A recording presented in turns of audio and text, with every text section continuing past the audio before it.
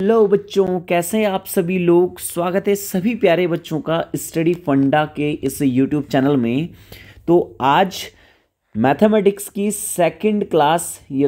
Third class हम ले रहे हैं, जिसमें हम कवर करने वाले हैं 2D एंड 3D। 2D यानी एरिया एंड पैरीमीटर और 3D यानी वॉल्यूम एंड सरफेस एरिया। अगर सीडीएस के एग्ज़ाम में बात करें इसके वेटेज की, तो यहाँ से 3 से 5 क्वेश्चन आपके आने वाले हैं और यहाँ पे 7 से लेके 12 तक, मतलब कि मिनिमम 7 क्वेश्चन और मैक्सिमम 12, और मिनिमम यहाँ 2 क्वेश्चन और मैक्सिमम यहाँ पे 5 क्वेश्चन आने वाले हैं।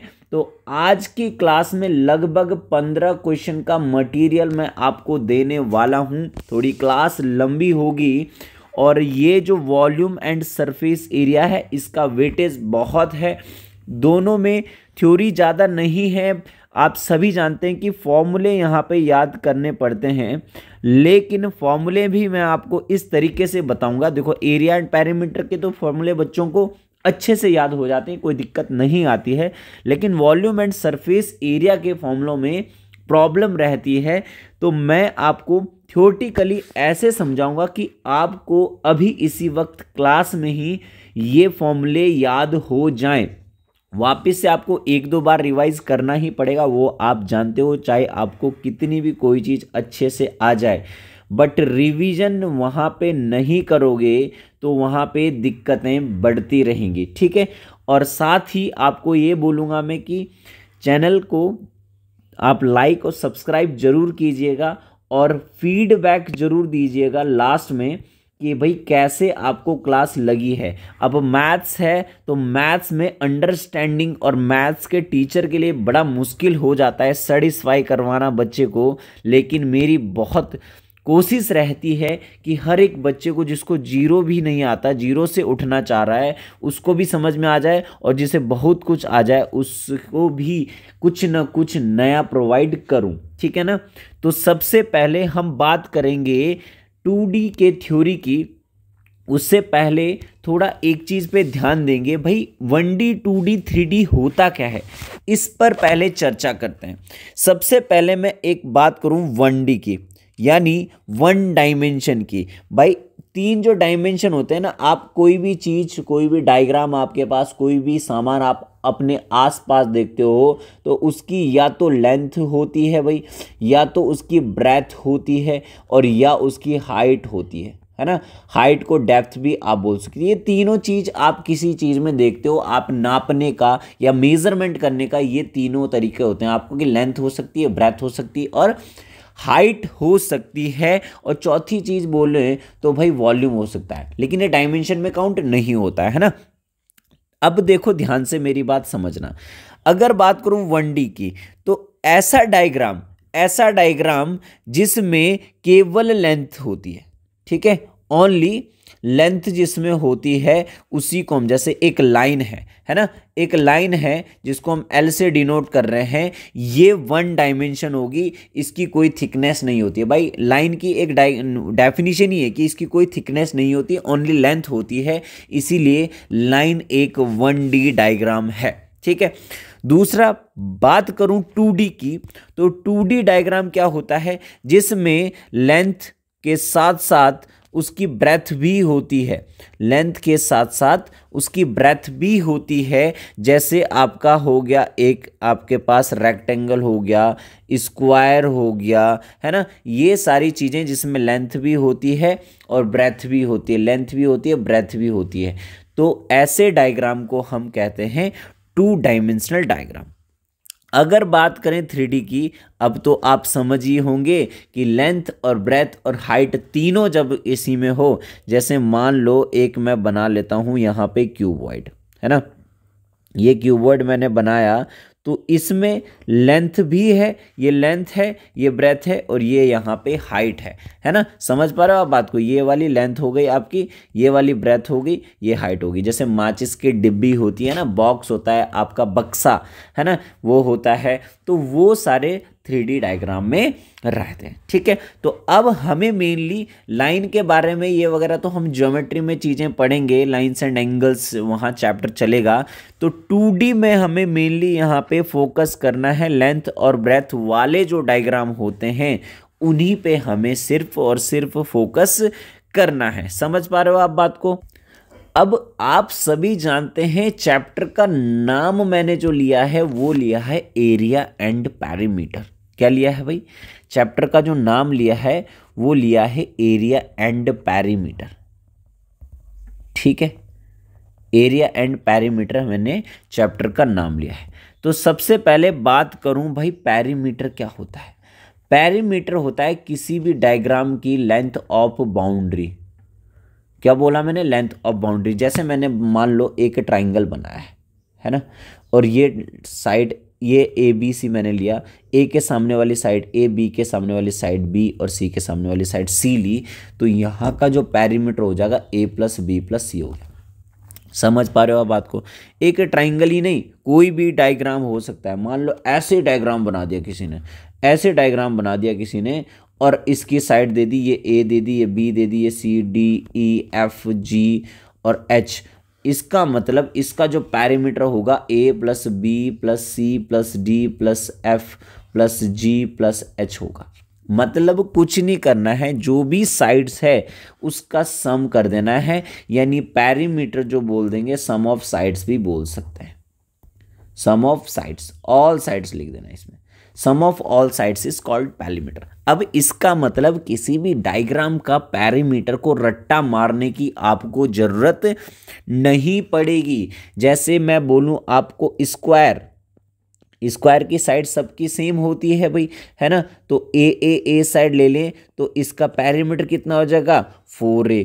अगर बात करूं रेक्टेंगल की, लेंथ और ब्रेथ होती है, ये लेंथ ये ब्रेथ होती है, तो आप बोलोगे 2l प्लस 2b हो जाएगा भाई, ये l इससे जुड़ जाएगा, ये b इससे जुड़ जाएगा, लेंथ और बाउंड्री होगा पैरीमीटर, तो 2l प्लस बी। भाई ट्राइंगल की मैंने बताई दी आपको। तो कोई भी डायग्राम हो, सिर्फ स्क्वायर रेक्टेंगल या ट्राइंगल नहीं, कोई भी डायग्राम हो, अगर आपका कोई भी पॉलीगन हो, pentagon, hexagon, heptagon, octagon, nonagon, decagon, कुछ भी हो, आपको पैरीमीटर का मतलब समझ लेना है कि लेंथ ऑफ बाउंड्री की बात हो रही है। दूसरी अगर बात करूं एरिया की, एरिया क्या होता है भाई? जितना जो साइज है ना, रीजन, जैसे मान लो ये ट्राइंगल है, ठीक है, ये ट्राइंगल है, तो ये अंदर का पार्ट जितना भी इस बाउंड्री ने कवर करा हुआ है इसी को हम एरिया कहते हैं, है ना। The region covered by shape, यानी इस साइज का, इस शेप ने जो भी रीजन कवर करा है उसी को हम एरिया बोलते हैं। अब जैसे यूनिट की बात करूं तो यहाँ पे यूनिट स्क्वायर में लेते हैं हम। समझ पा रहे हो? एरिया का मतलब ही होता है लेंथ इनटू ब्रेथ, एक तरीके से, है ना, लेंथ इनटू ब्रेथ। तो ये अगर सेंटीमीटर में, ये सेंटीमीटर में, तो सेंटीमीटर स्क्वायर हो जाएगा, ये मीटर मीटर में तो मीटर स्क्वायर होगा। यानी किसी भी यूनिट की पावर 2 होती है जहां भी आपको एक एरिया मिलेगा। समझ पा रहे हो? तो एरिया एंड पैरीमीटर का मतलब मुझे लगता है थोड़ा थोड़ा चीजें आपको समझ में आ गई होंगी। अब डायरेक्ट शॉर्टकट के लिए कुछ चीजें मैं आपको नोट करके लिखवाता हूं ताकि आपको आसानी हो क्वेश्चंस को करने में, है ना। तो सबसे पहले नोट लिखोगे आप, वेट अ मिनट, सबसे पहले आप नोट लिखोगे, एक प्यारा सा नोट लिखोगे नंबर 1। ठीक है, क्या लिखोगे? इन अ 2D figure, in a 2D figure if each corresponding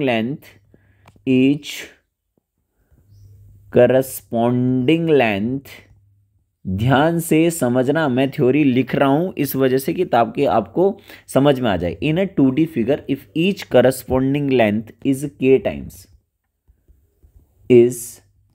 k times, then perimeter will be k times, अभी समझाऊंगा, k टाइम्स, एंड एक minute, and area will be k square times. Area will be के square times. जैसे example के तौर पे मेरी बात समझना, ध्यान से सुनने की कोशिश करना। मेरे पास कोई मान लो रेक्टेंगल है, या रेक्टेंगल छोड़ो, स्क्वायर है मेरे पास, ठीक है। और स्क्वायर की साइड मैंने ले रखी है 3। कितनी ले ली मैंने? 3, ठीक है।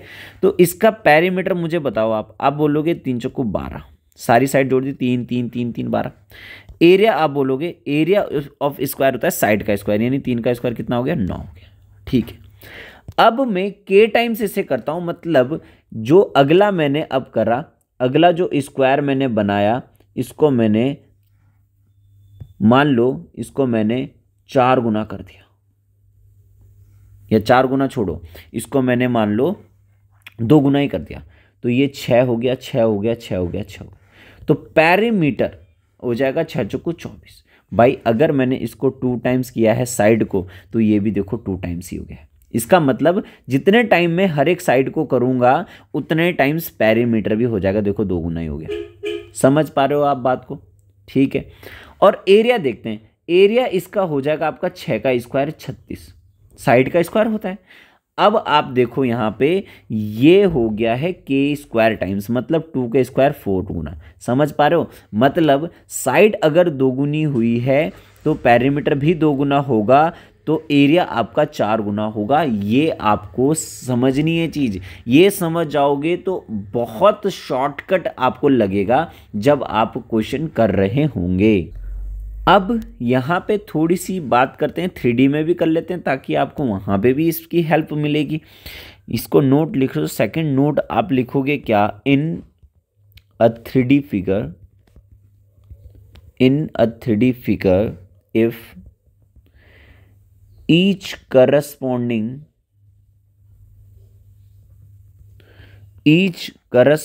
dimension is k times,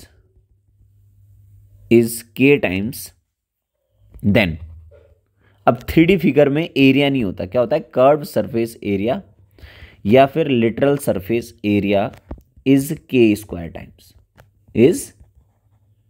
के स्क्वायर टाइम्स, एंड वहां पे क्या होता है? वॉल्यूम होता है, ठीक है। वॉल्यूम विल बी, वॉल्यूम का मतलब 3 साइड से सीधा घिरा हुआ आकृति का हिसाब से जितना उसमें मटेरियल आता है, वॉल्यूम विल बी के क्यूब टाइम्स। ये ध्यान रखना है आपको। समझ पा रहे हो आप बात को?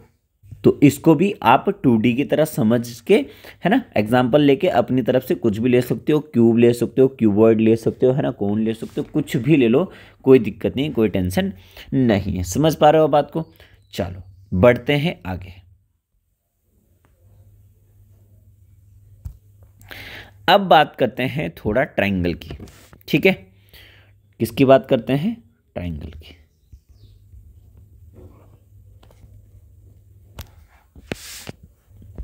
ट्रायंगल में क्या क्या चीज़ ध्यान रखनी है? जैसे एक कोई ट्रायंगल है आपके पास, ये है ना, ये ए साइड है मान लो, ये बी साइड है, ये सी साइड है, ठीक है भाई। तो ये ए बी सी हो गया। ज्योमेट्री में भी इसकी तो फुल डिटेल बताऊंगा, ये आपको पता ही है ना। तो यहाँ पे एक तो पेरीमीटर आपको पता ही है, A plus B plus C होता है। सेमी पेरीमीटर एस होता है, A plus B plus C by 2 हो गया, ठीक है। एरिया 3 प्रकार से आपको याद रखना है। क्या? Number 1 half of base into height, पहला। दूसरा root of S, S minus A, S minus B, S minus C, ठीक है। और तीसरा half of X Y sine theta. अब ये तीसरा हो सकता है आपके लिए नया हो, ठीक है ना, हो सकता है आपके लिए नया हो, तो तीसरे को थोड़ी समझा देता हूं मैं। दूसरा तो आपको पता है हीरोन्स फॉर्मूला है। अगर कोई एंगल दे रखा, किसी भी एक ट्रायंगल में एक सिंगल एंगल दे रखा और उसके आजू बाजू वाली साइड दे रखी है, तो ये फॉर्मूला अप्लाई कर दो। या फिर ऐसे हो सकता है एक्स वाई, यहाँ पे थीटा दे दिया, या फिर ऐसे हो सकता है थीटा एक्स वाई, मतलब अगल बगल वाली साइड का मल्टीप्लिकेशन का हाफ साइन थीटा के साथ आप इसे समझोगे, ठीक है। एक चीज और समझ लो, ट्राइंगल में आप क्या समझोगे, देखो ध्यान से। अगर आपके पास कोई ट्राइंगल है, ये आपके पास कोई ट्राइंगल है ABC, ठीक है, आपने यहां से परपेंडिकुलर डाला, ठीक है, ये A साइड है, ये B साइड है, ये C साइड है, यहां से भी आपने परपेंडिकुलर डाला, ऑल्टीट्यूड इसे बोलते हैं, और यहां से भी इसने परपेंडिकुलर डाला, मान लो, ठीक है। ये मान लो आपकी H1 है, ठीक है, ये H2 है, और ये H3 आपके पास है, ठीक है। तो आप एरिया तो तीन तरीके से निकाल सकते हैं ना, आप एरिया तीन तरीके से बोल सकते हो। हाफ ऑफ बेस यानी A, ये वाली साइड है ना, बेस यानी A इंटू H1, ठीक है। आप बोल सकते हो हाफ इंटू BH2, आप बोल सकते हो हाफ, और sorry, equals to half of CH3, ये तीनों सेम है, ठीक है। ये तीनों की वैल्यू कोई कांस्टेंट के बराबर है, किसी कांस्टेंट के बराबर है, कोई तो वैल्यू आएगी इनकी। तो आप यहाँ पे ध्यान दो एक चीज़ कि ये अगर मैंने इक्वल को सॉल्व कर दिया तो आप बोलोगे AH1, ठीक है, equals to BH1, BH2 equals to CH3, equals to क्या होगा, कोई कांस्टेंट होगा, ठीक है। तो मैं बोल सकता हूँ कि कांस्टेंट अगर होगा तो आपको जो ABC का अगर मुझे यहाँ पे रेशियो चाहिए तो आप बोलोगे 1/H1 ratio 1/H2 ratio 1/H3, क्योंकि कांस्टेंट जो है यहाँ पे रेशियो के हिसाब से कट जाएगा। तो ये बात आपको याद रखनी है कि किसी भी ट्राइंगल में जो तीन हाइट अगर है तो फिर उनका रेशियो रिवर्स होता है साइड्स का, या साइड का रेशियो रिवर्स होता है हाइट का। समझ पा रहे हो आप बात को? तो ये बड़ी प्यारी सी चीज़ है जो इसमें कॉन्सेप्ट आपको याद रखना है। अगला कॉन्सेप्ट देखेंगे ध्यान से। अगला कॉन्सेप्ट में कुछ नई बात है नहीं, आपको पता है कि राइट एंगल ट्राइंगल में क्या क्या कंडीशन होती है। एक चीज़ आपको हो सकता है नई लगे इसमें, देखेंगे ध्यान से। तो आपको पता है अगर ये थीटा है तो ये परपेंडिकुलर है, ये हाइपोटेन्यूस है, और ये क्या है, बेस है। तो यहाँ पे भी आप डायरेक्ट बोल सकते हो कि जो इसका एरिया होता है वो होता है half of base into perpendicular. भाई यही तो होता है सीधा सीधा, क्योंकि 90 डिग्री वाली ही हाइट होती है, उसी को हम हाइट मान लेते हैं, ठीक है ना। एक और चीज़ मैं आपको बता देता हूँ कि अगर कोई आइसोसेलेस राइट एंगल ट्राइंगल है, ठीक है, तो ये H है अगर, तो भाई ये H/√2 होगा और ये H/√2 होगा, ठीक है। और एरिया जो हो जाएगा इसका वो हो जाएगा H²/4। ये आप याद कर लो, ठीक है, ये चीज़ आप याद कर लो बस। यहाँ पे कोई अलग बात नहीं है कि H/2। देखो भाई सिंपल सी आपको एक बात पता है, राइट एंगल ट्राइंगल में या फिर आइसोसेलेस ट्राइंगल में अगर ये A है तो ये A√2 होगा। अब इसमें कुछ नहीं करा, A और A√2 था, A√2 था तो यहाँ पे √2 से डिवाइड कर दिया बस, तो ही तो ये चीज़ बन गई, कोई बड़ी बात इसमें है नहीं, ठीक है। अब एक कंडीशन बताता हूँ आपको इक्विलेटरल ट्राइंगल की।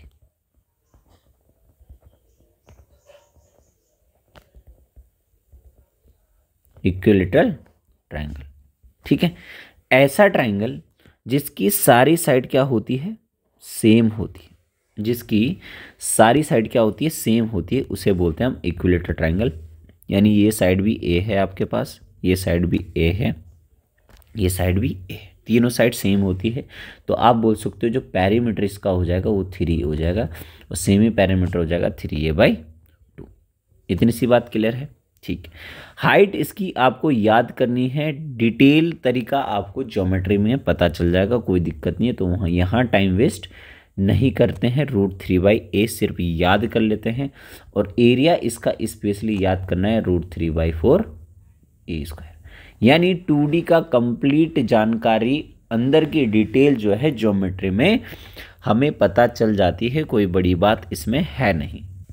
एक चीज आपको और मैं यहाँ पे बताता हूँ, नोट करके लिख लो ध्यान से, कि अगर किसी इक्विलेटरल ट्रायंगल में, बोल रहा हूँ लिखना आपको खुद है ना, किसी भी इक्विलेटरल ट्रायंगल में अगर एक अंदर कोई पॉइंट है और वहाँ से 3 परपेंडिकुलर मैं खींचता हूँ, क्या खींचता हूँ, 3 परपेंडिकुलर खींचता हूँ, और अंदर मैंने नाम ले लिया कि एक साइड P है, एक साइड Q है, एक साइड R है, ठीक है, समझ पा रहे हो। तो जो इसकी हाइट होती है ना इक्विलेटरल ट्रायंगल की, इस केस में वो होती है ए प्लस नहीं, P plus Q plus R, ठीक है। और जो साइड होती है ए, जो साइड होती है वो होती है आपकी 2/√3 P plus Q plus R। ये स्पेशल कॉन्सेप्ट आपको याद रखना है। तो एरिया भी आप निकाल सकते हो, एरिया तो हाफ ऑफ बेस यानी ए का मतलब 2/√3 P plus Q plus R into height का मतलब ये P plus Q plus R। तो इसका मतलब ये 2 से 2 कैंसिल हो जाएगा, तो आप इसे याद कर लो P plus Q plus R का होल स्क्वायर अपॉन √3। ये एरिया इसका हो गया। कब? If a point is inside the equilateral triangle और साइड उसमें ए हो, तब इस केस को आपको याद रखना है, समझना है इस चीज को, ठीक है। इससे अलावा एक चीज और ध्यान रखनी है आपको, एक नोट लिखना है आपको, क्या कि इफ रेगुलर पॉलीगन क्या होता है ये बताता हूं अभी। Regular polygon have same parameter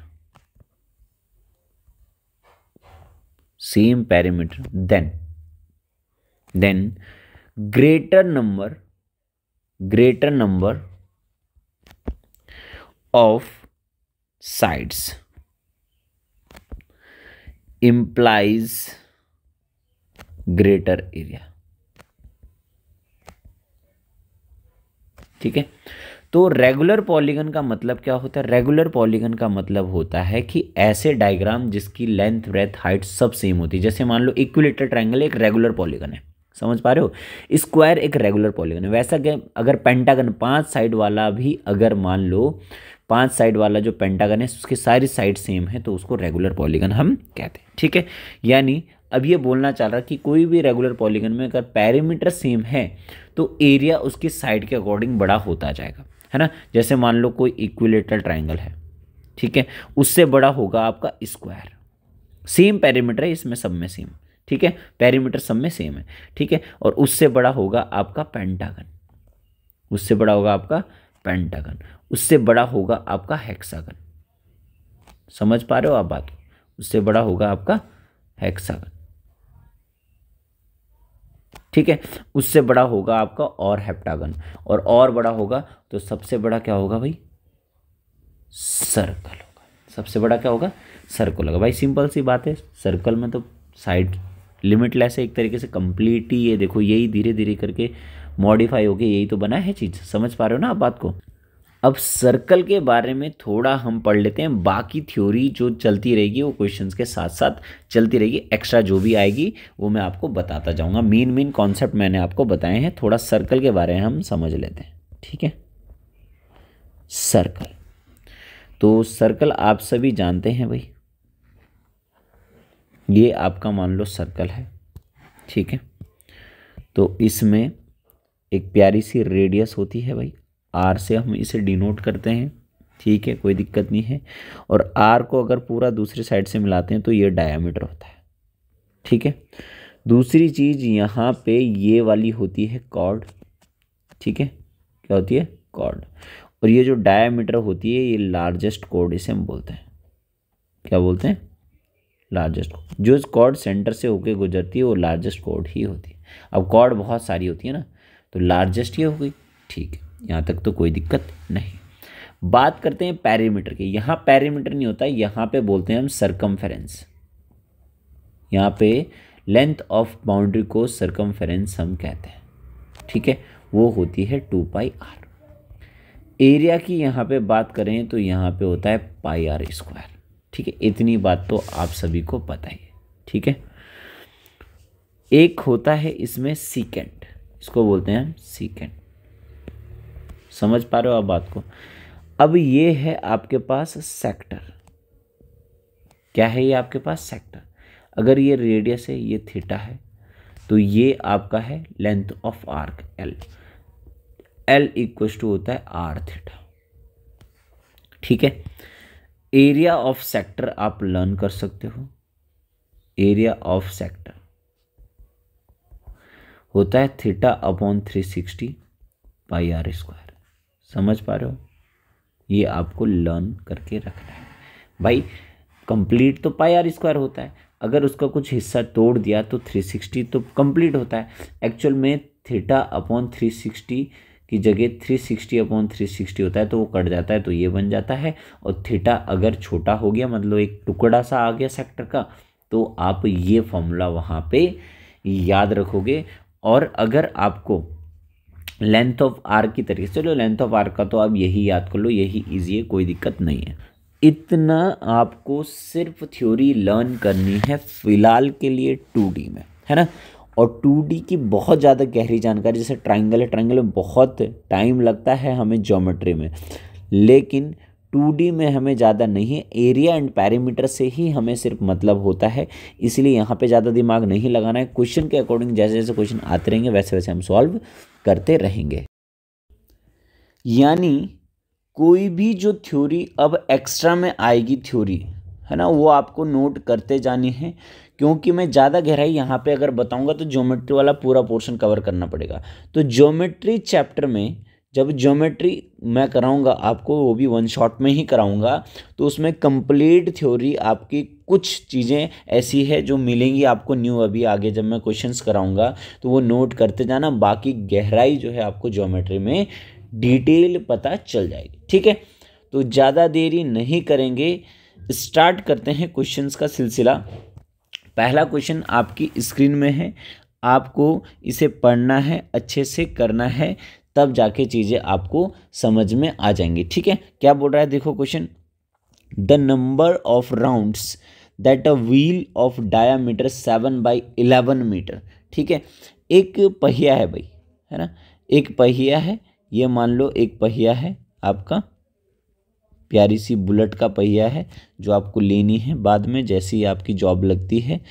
ठीक है, और ये पहिया जो इसका डायामीटर है, इसका डायामीटर है 7/11, या मैं रेडियस बोलूँ तो डायामीटर का हाफ होगी, यानी 7/22 यहाँ पे इसकी रेडियस होगी।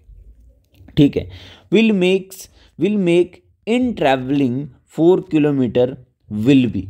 ठीक है, मतलब कि 4 किलोमीटर की डिस्टेंस जब ये पहिया कवर करेगा, भाई पहिया ऐसे जाएगा ना लुढ़कते लुढ़कते लुढ़कते लुढ़कते, है ना, तो 4 किलोमीटर की डिस्टेंस ये कवर करेगा तो कितने चक्कर होंगे, इतना ही तो देखना है भाई। आप एक बात बताओ, चक्कर जो लगेंगे वो किस पे डिपेंड होंगे? इसकी सरकमफ्रेंस पे। यानी एक जो चक्कर है, ध्यान से समझना, एक चक्कर बराबर एक सरकमफ्रेंस। समझ पा रहे हो बात? एक चक्कर बराबर एक सरकमफ्रेंस, और n चक्कर बराबर n सरकमफ्रेंस। समझ पा रहे हो आप बात को? ठीक है, अब मेरी बात ध्यान से रखना।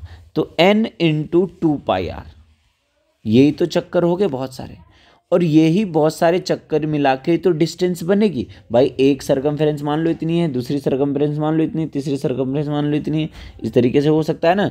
तो फिर आप बोलोगे n चक्कर हैं इतने 2πr में, तो ये बराबर हो जाएगा आपका 4 किलोमीटर। कितना होगा? 4 किलोमीटर। समझ पा रहे हो? इसका मतलब कुछ नहीं करना है, n की वैल्यू होगी 4 किलोमीटर को, अगर ये मीटर में है तो मीटर में चेंज कर देंगे तो 4000 हो जाएगा।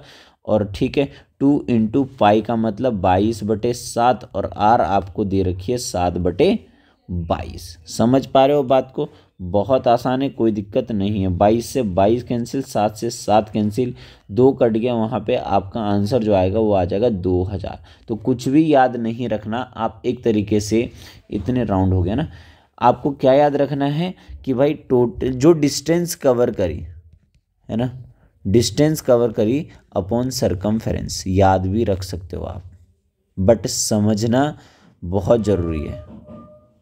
ठीक है, डिस्टेंस अपॉन सरकमफेरेंस क्या होगा आपका? Number of round bye a wheel, number of round bye a wheel. समझ पा रहे हो आप बात को?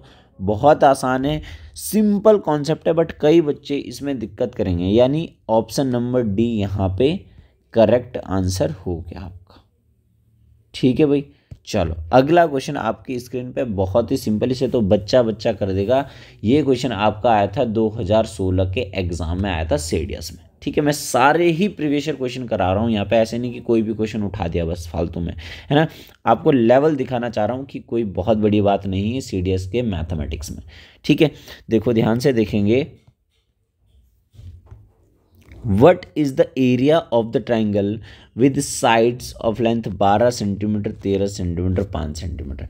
आपको पता है 5, 12, 13 तो ट्रिपलेट होता है, और ट्रिपलेट का मतलब राइट एंगल ट्रायंगल, ये 5 होगा, ये 12, ये 13, ये 5 होगा, ये 12 होगा, ये 13 होगा, बात एक ही है, हाइपोटेन्यूज यही होगा। तो हाफ ऑफ परपेंडिकुलर और अपॉन बेस है, परपेंडिकुलर बेस है ना, तो इनमें 12 इंटू 5 या बेस इंटू हाइट, एक ही बात है, यही आपका क्या हो जाएगा, एरिया हो जाएगा। ये कट गया 6 बार, और 30 सेंटीमीटर स्क्वायर आपका आंसर। ये कोई क्वेश्चन है? ये तो देना ही नहीं चाहिए था। यूपीएससी की भी देखो हालत, देखो हालत, समझ में नहीं आ रहा है इतने आसान क्वेश्चन क्यों दिए जाते हैं। अब देखो यहाँ पे थ्योरी बेस्ड क्वेश्चन दे रखा है। आप क्या थ्योरी बेस्ड क्वेश्चन है, देखेंगे ध्यान से। अ सर्कल, एक सर्कल है, एंड अ स्क्वायर, एक सर्कल है, एक स्क्वायर है, ठीक है, इनका पेरीमीटर सेम है। पेरीमीटर क्या है, सेम है, यानी इसकी जो सरकमफेरेंस है 2πr, इसके पेरीमीटर 4a के बराबर है। समझ पा रहे हो? Which one of the following is correct, कौन सा निम्न में से सही है। देयर एरियाज आर इक्वल, इसकी कोई गारंटी नहीं है। The area of circle is larger, भाई ये बात बिल्कुल ठीक है। मैंने क्या करवाया था आपको, मैंने ये बात लिखवाई थी कि अगर पेरीमीटर सेम होता है तो ट्रायंगल से बड़ा होगा स्क्वायर, स्क्वायर से बड़ा होगा आपका पेंटागन, रेगुलर पेंटागन, है ना। और स्क्वायर और सर्कल भी रेगुलर में काउंट होते हैं, और रेगुलर होने का मतलब सारी साइड का सेम होना। तो जितनी बड़ी आपकी, जितनी ज़्यादा साइड्स होती है, पेरीमीटर जब सेम होता है तो जितनी ज़्यादा साइड्स होती है उसका एरिया उतना ही बड़ा होता है। बहुत सिंपल सी चीज़ है। तो इसका मतलब सर्कल वहाँ पे सबसे बड़ा था, हमने बताया था, तो सर्कल बड़ा है, the area of circle is larger. अब आगे देखने की ज़रूरत ही नहीं कि π/2 टाइम्स है कि पाई टाइम्स है, इसको देखने की ज़रूरत हमें नहीं है, क्योंकि हमें आंसर मिल चुका है। अब दो आंसर तो वही होंगे नहीं, एक ही चीज़ तो करेक्ट होगी, चारों में से एक ही ऑप्शन तो सही होगा। तो ये तो डेफिनेटली सही है, हमने थ्योरी में पढ़ा था। आगे देखने की ज़रूरत ही नहीं कि इसको सॉल्व करो, ये करो, कुछ ज़रूरत नहीं है। समझ पा रहे हो आप बात को? बहुत आसान है। अब अगर बाई चांस आपको ये कंडीशन दे रखी, area of square is π/2 times the area of circle, तो एरिया ऑफ स्क्वायर देख लेंगे हम, है ना। एरिया ऑफ स्क्वायर होता है वही πr², क्या होता है, πr²। तो हम πr यहाँ पे रखते हैं, और ये हो जाएगा 2 कट जाएगा, 2 टाइम्स 2a हो जाएगा, πr बराबर 2a। ठीक है, हमें चाहिए πr² चाहिए, क्या चाहिए, πr² चाहिए। तो होल स्क्वायरिंग बोथ साइड कर लेंगे भाई, है ना। तो πr का होल स्क्वायर हो जाएगा इक्वल्स टू 4a² हो जाएगा, सीधी सी बात है। तो हम क्या करेंगे, हमें यहाँ पे अगर πr² चाहिए तो एक पाई एक्स्ट्रा है वो नीचे भेज देंगे, यानी 4/πa² हो जाएगा। इसका मतलब area of circle equals to 4/π times of area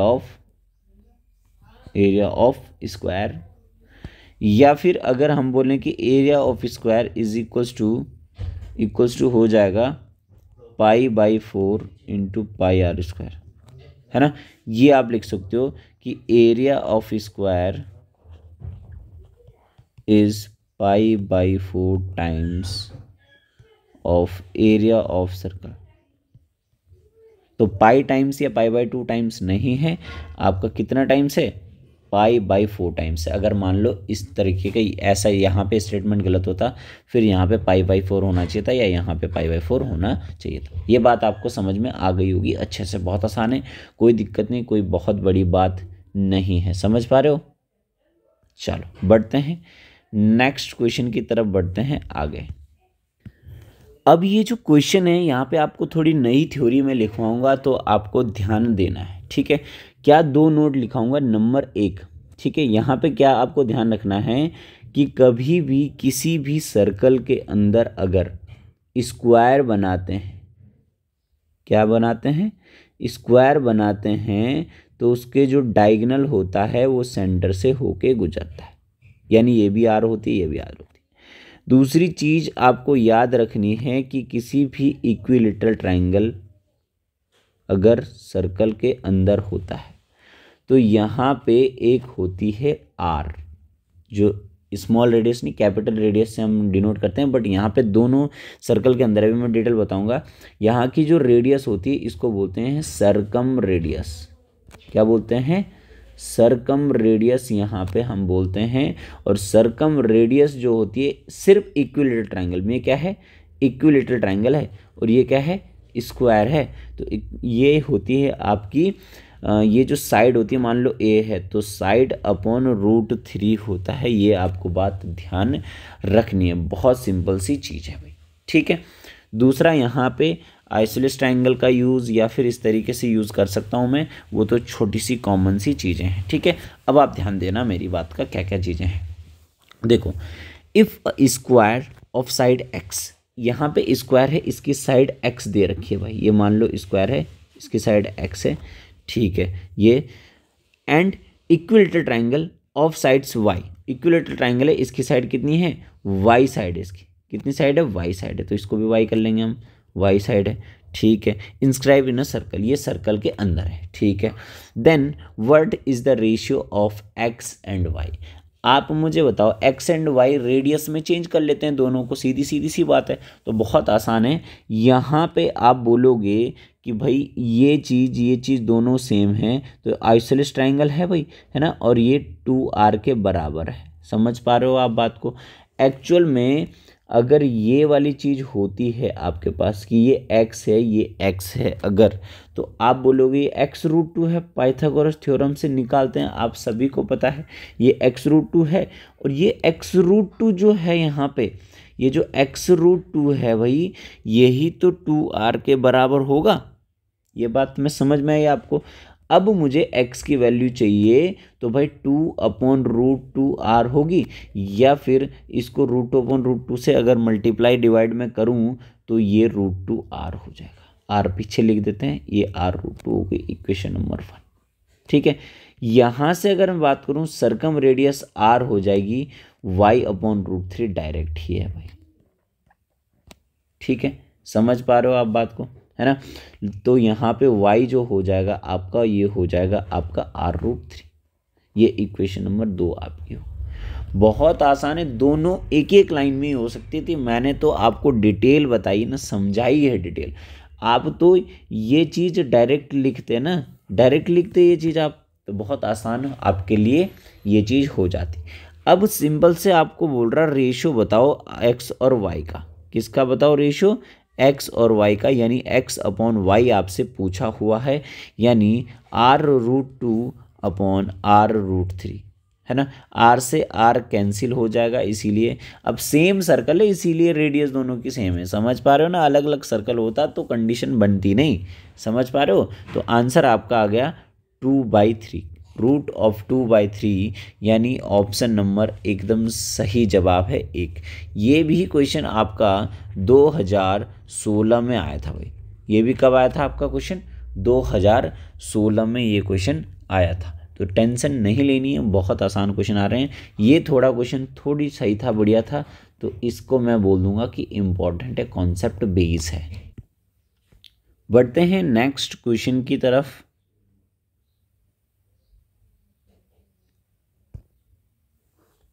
देखेंगे ध्यान से, एक सेकेंड, चलो। 4 equal disc are placed such that, equal disc मतलब सर्कुलर डिस्क होगी, ये डिस्क का मतलब सर्कुलर ही आपको बनानी है। That each one touches two others, मतलब कि 4 इक्वल डिशेज हैं, हर 2 एक दूसरे को टच करती है। समझ पा रहे हो आप बात को, ठीक है। यहाँ से कॉपी करनी पड़ेगी 4, ताकि सारी बने हमारी सेम, ठीक है ना, सारी सेम बनेगी, ताकि डायग्राम हमारा बढ़िया सा बन जाए, ठीक है भाई। ये हो गया, ये हमारी यहाँ पे हो गई और ये हमारी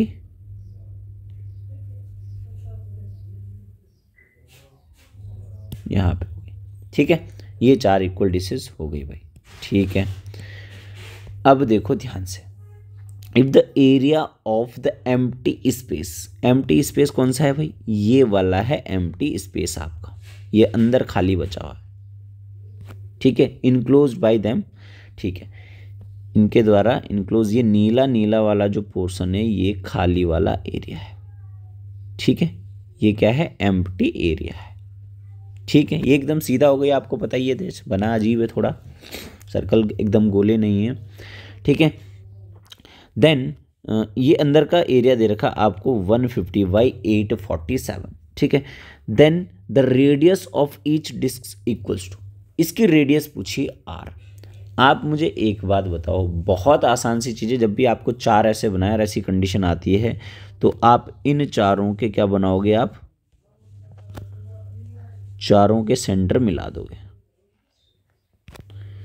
चारों के सेंटर जैसे ही आपने मिलाया तो आपको प्राप्त होगा क्या, आपको प्राप्त होगा एक स्क्वायर। क्यों, आपको पता है भाई, सीधी सीधी सी बात है, यहाँ से लेके यहाँ तक की डिस्टेंस आर आर होगी, ये भी आर आर होगी क्योंकि सेंटर से लेके है। ठीक है, ये भी आर आर होगी, ये भी आर आर होगी, यहाँ तक समझ पा रहे हो ना आप बात को, ये चीज़ है।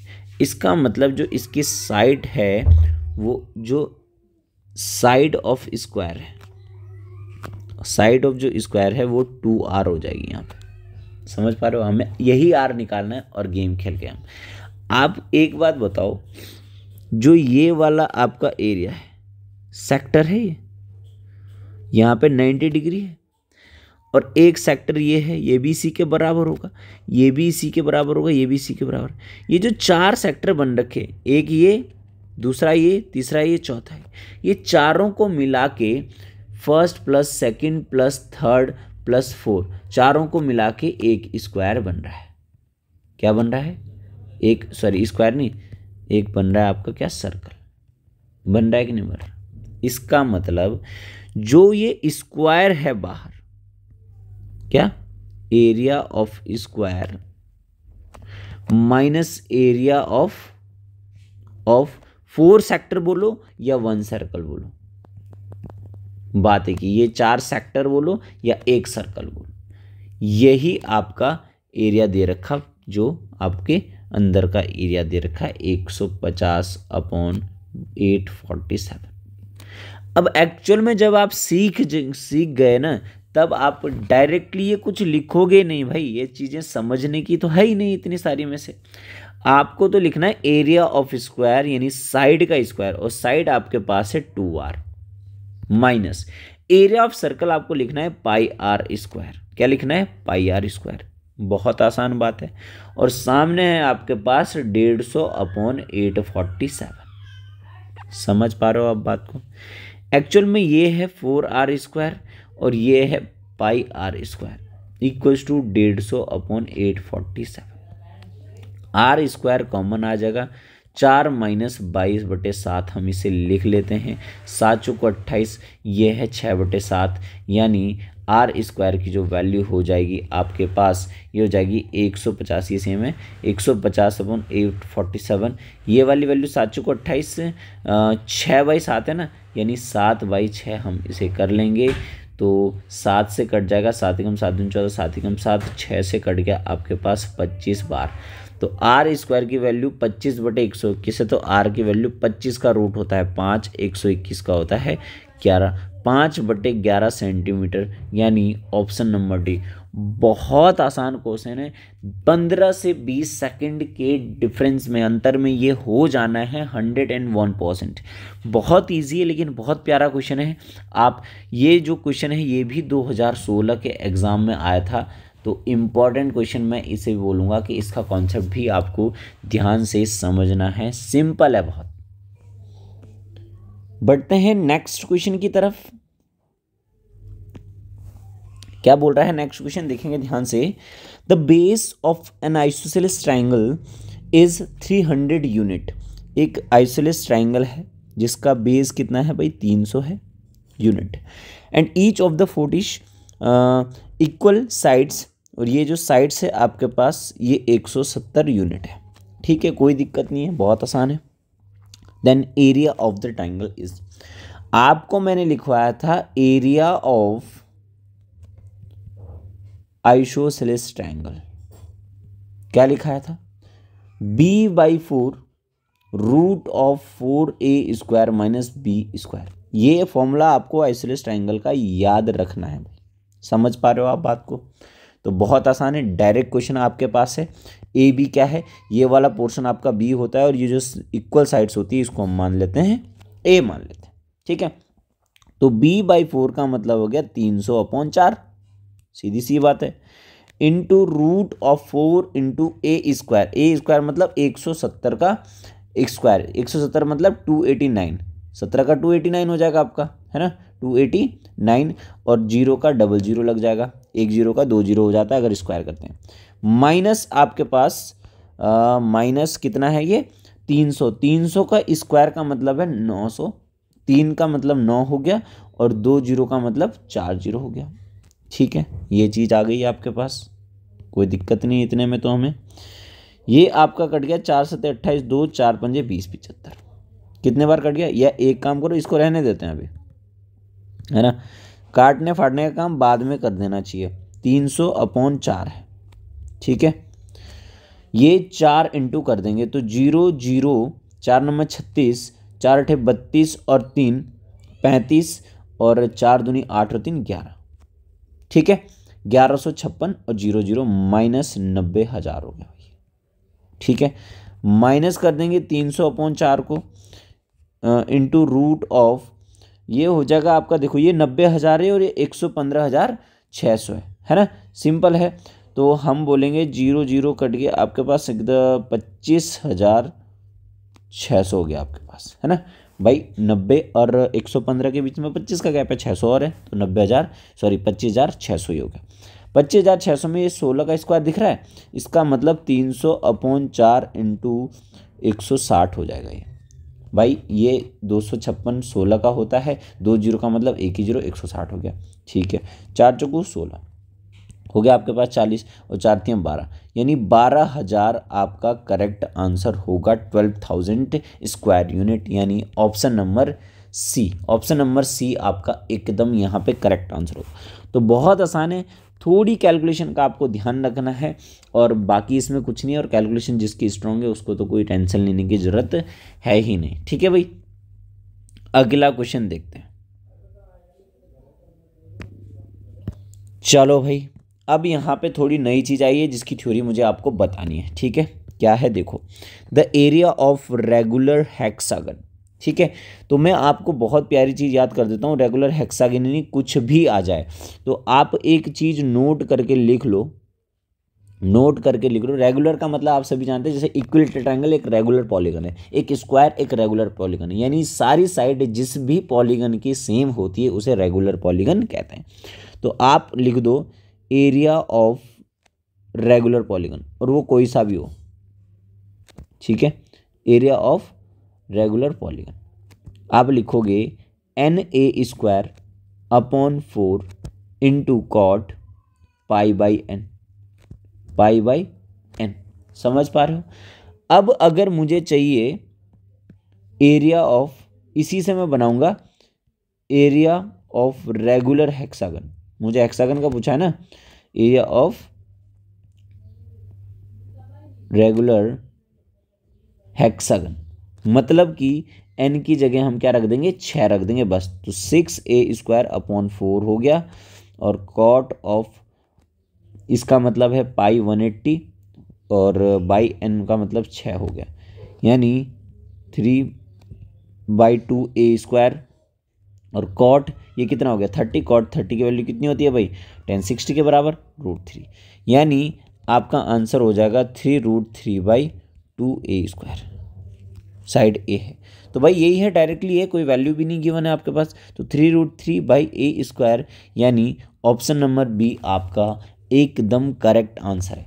तो इसीलिए मैंने आपको ये चीज़ बताई है। मैं आपको स्पेशल भी लिखवा सकता था कि रेगुलर हेक्सागन का फॉर्मूला ये होता है, नहीं, लेकिन कोई भी पॉलीगन आ जाता है और उसका एरिया आपसे पूछता है तो आपको याद रखना है Na² upon 4 cot pi by N. क्या? Na²/4 cot pi by N, जहाँ पे एन जो है नंबर ऑफ साइड्स होती है।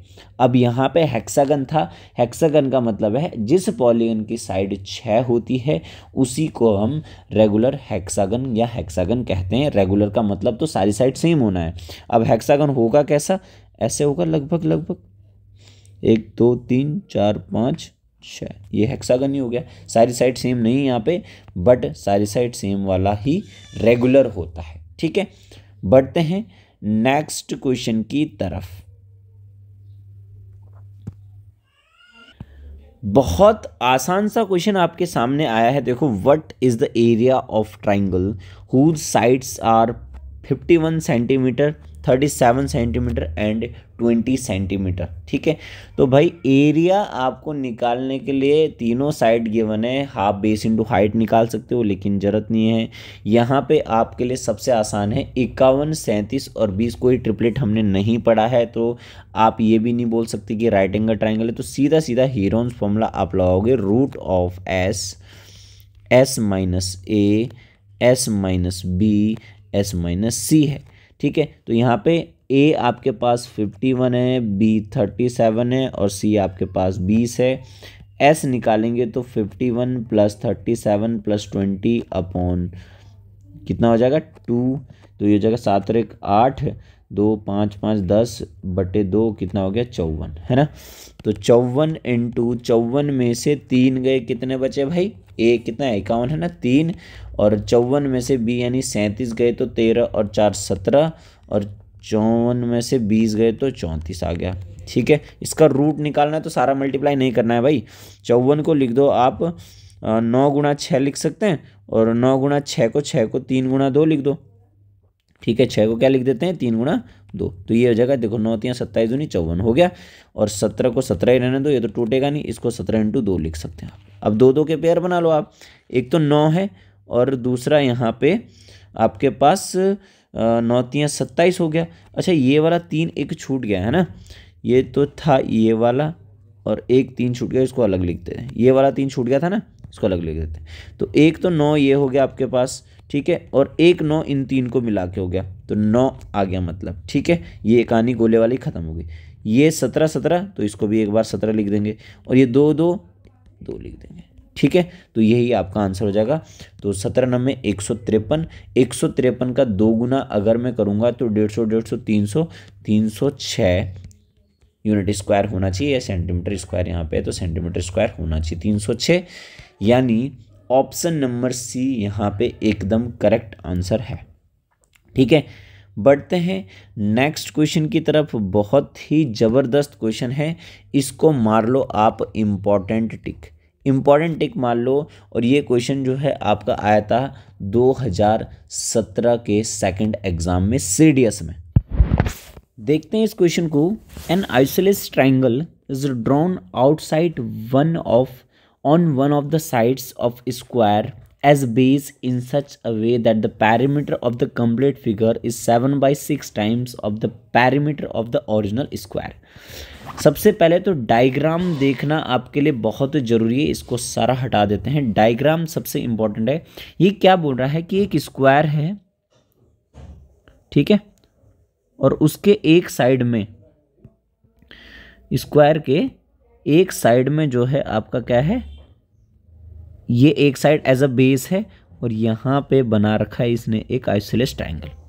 अब आइसोलेस ट्राइंगल की अगर कहानी बताऊँ तो ये मान लो आपने दोनों साइड सेम ले ली और ये आपने डिफरेंट ले ली बी, तो ये बी बी सारे चारों बी बी हो जाएंगे भाई, सीधी सी बात है ना, बहुत सिंपल सी बात है। ठीक है, अब देखना ध्यान से, यहाँ पे क्या बोल रहा है, यहाँ पे ध्यान से समझना चीज़ों को। यहाँ पे बोल रहा है कि कहाँ गया, square of the base in perimeter of the complete figure. Perimeter of complete figure, complete figure होता है एरिया ऑफ बाउंड्री, पेरीमीटर मतलब होता है area of boundary. Area of boundary में ये वाला काउंट मत कर देना, आप समझ पा रहे हो ना। कौन सा काउंट होगा, ध्यान से मेरी बात समझना, कौन सा काउंट होगा, ये। इसका मतलब क्या काउंट होगा आपके पास कि 3b होगा, 3b है ना, complete perimeter 3b plus 2a जो हो जाएगा 7/6 of perimeter of original square, मतलब ओरिजिनल स्क्वायर का कितना है 4b है। समझ पा रहे हो आप बात को, ठीक है।